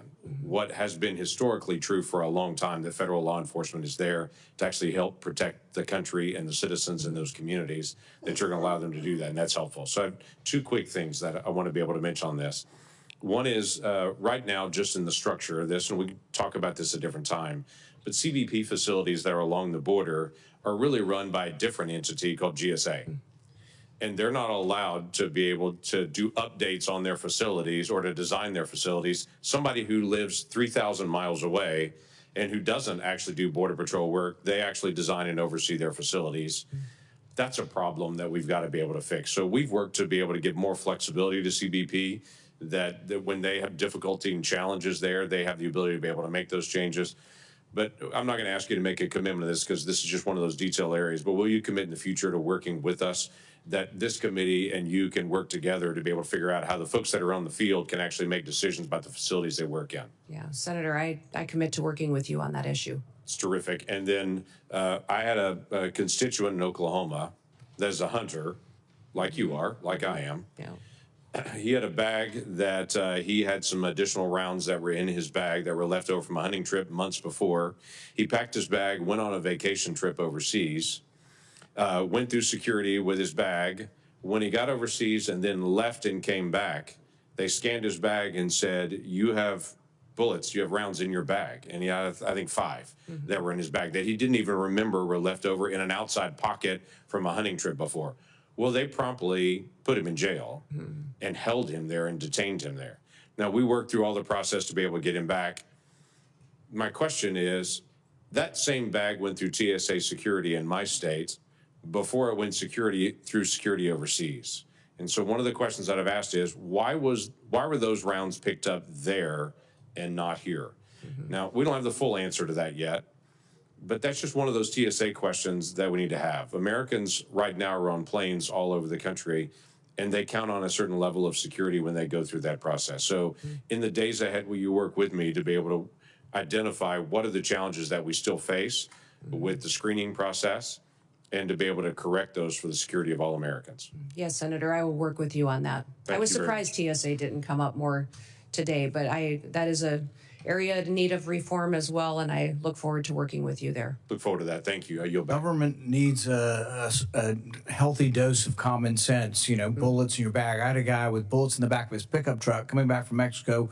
We arrested him and took his truck, and only because the Institute of Justice fought for him for 3 years did he get his truck back. I mean, that's crazy, the things we do. Let's have some common sense, and hopefully someone overseeing it will allow that. Senator Blumenthal, you're going to finish this up. Thank you, Chairman Paul. I'm the last of your questioners, so that means I get unlimited amounts of time. Okay. Not really. Not even close. I want to sort of continue the emphasis on bipartisanship and most especially on immigration reform. What this nation needs is comprehensive immigration reform. We know about the need for more H-1B visas and other kinds of extensions of the visa program that enable the United States to have more workers that are desperately needed in certain areas of our country. We know that there has to be better border security generally. We know we need to provide some kind of path to earn citizenship for a lot of the undocumented people in this country. And we know it's possible because we did it in 2013. The United States Senate, as you will recall, passed a comprehensive immigration reform measure. Overwhelmingly, it was bipartisan. I was proud to be a part of it going through the Judiciary Committee, but obviously it will involve Homeland Security. And I hope that we can continue, as Senator Langford was a part of the effort in the last session, to expand on those efforts and move forward on a bipartisan basis toward bipartisan, comprehensive immigration reform. I want to talk to you a little bit about domestic terrorism, which we discussed during my previous round, and I know you've discussed it afterward, including not just migrant crime and radicalization by ISIS, which are real and present problems. I also want to ask you about domestic terrorism events unrelated to groups outside our borders. We've seen a rise in anti-Semitism in this country. It has spiked beyond any prediction. And I want to know of your concern with anti-Semitist, racist events, Charlottesville, Buffalo, Pittsburgh. There's a shorthand for these violent terrorist acts against people in the United States. Yes, Senator, I'm very concerned about what we've seen in this country as far as anti-Semitic violence that has happened. In fact, last year during our legislative session, I brought legislation to more clearly define it so that we could fight it in our home state. And I'm hopeful I can work with you to continue to do what we can to make sure that we are addressing this rising threat and not facilitating it in this country.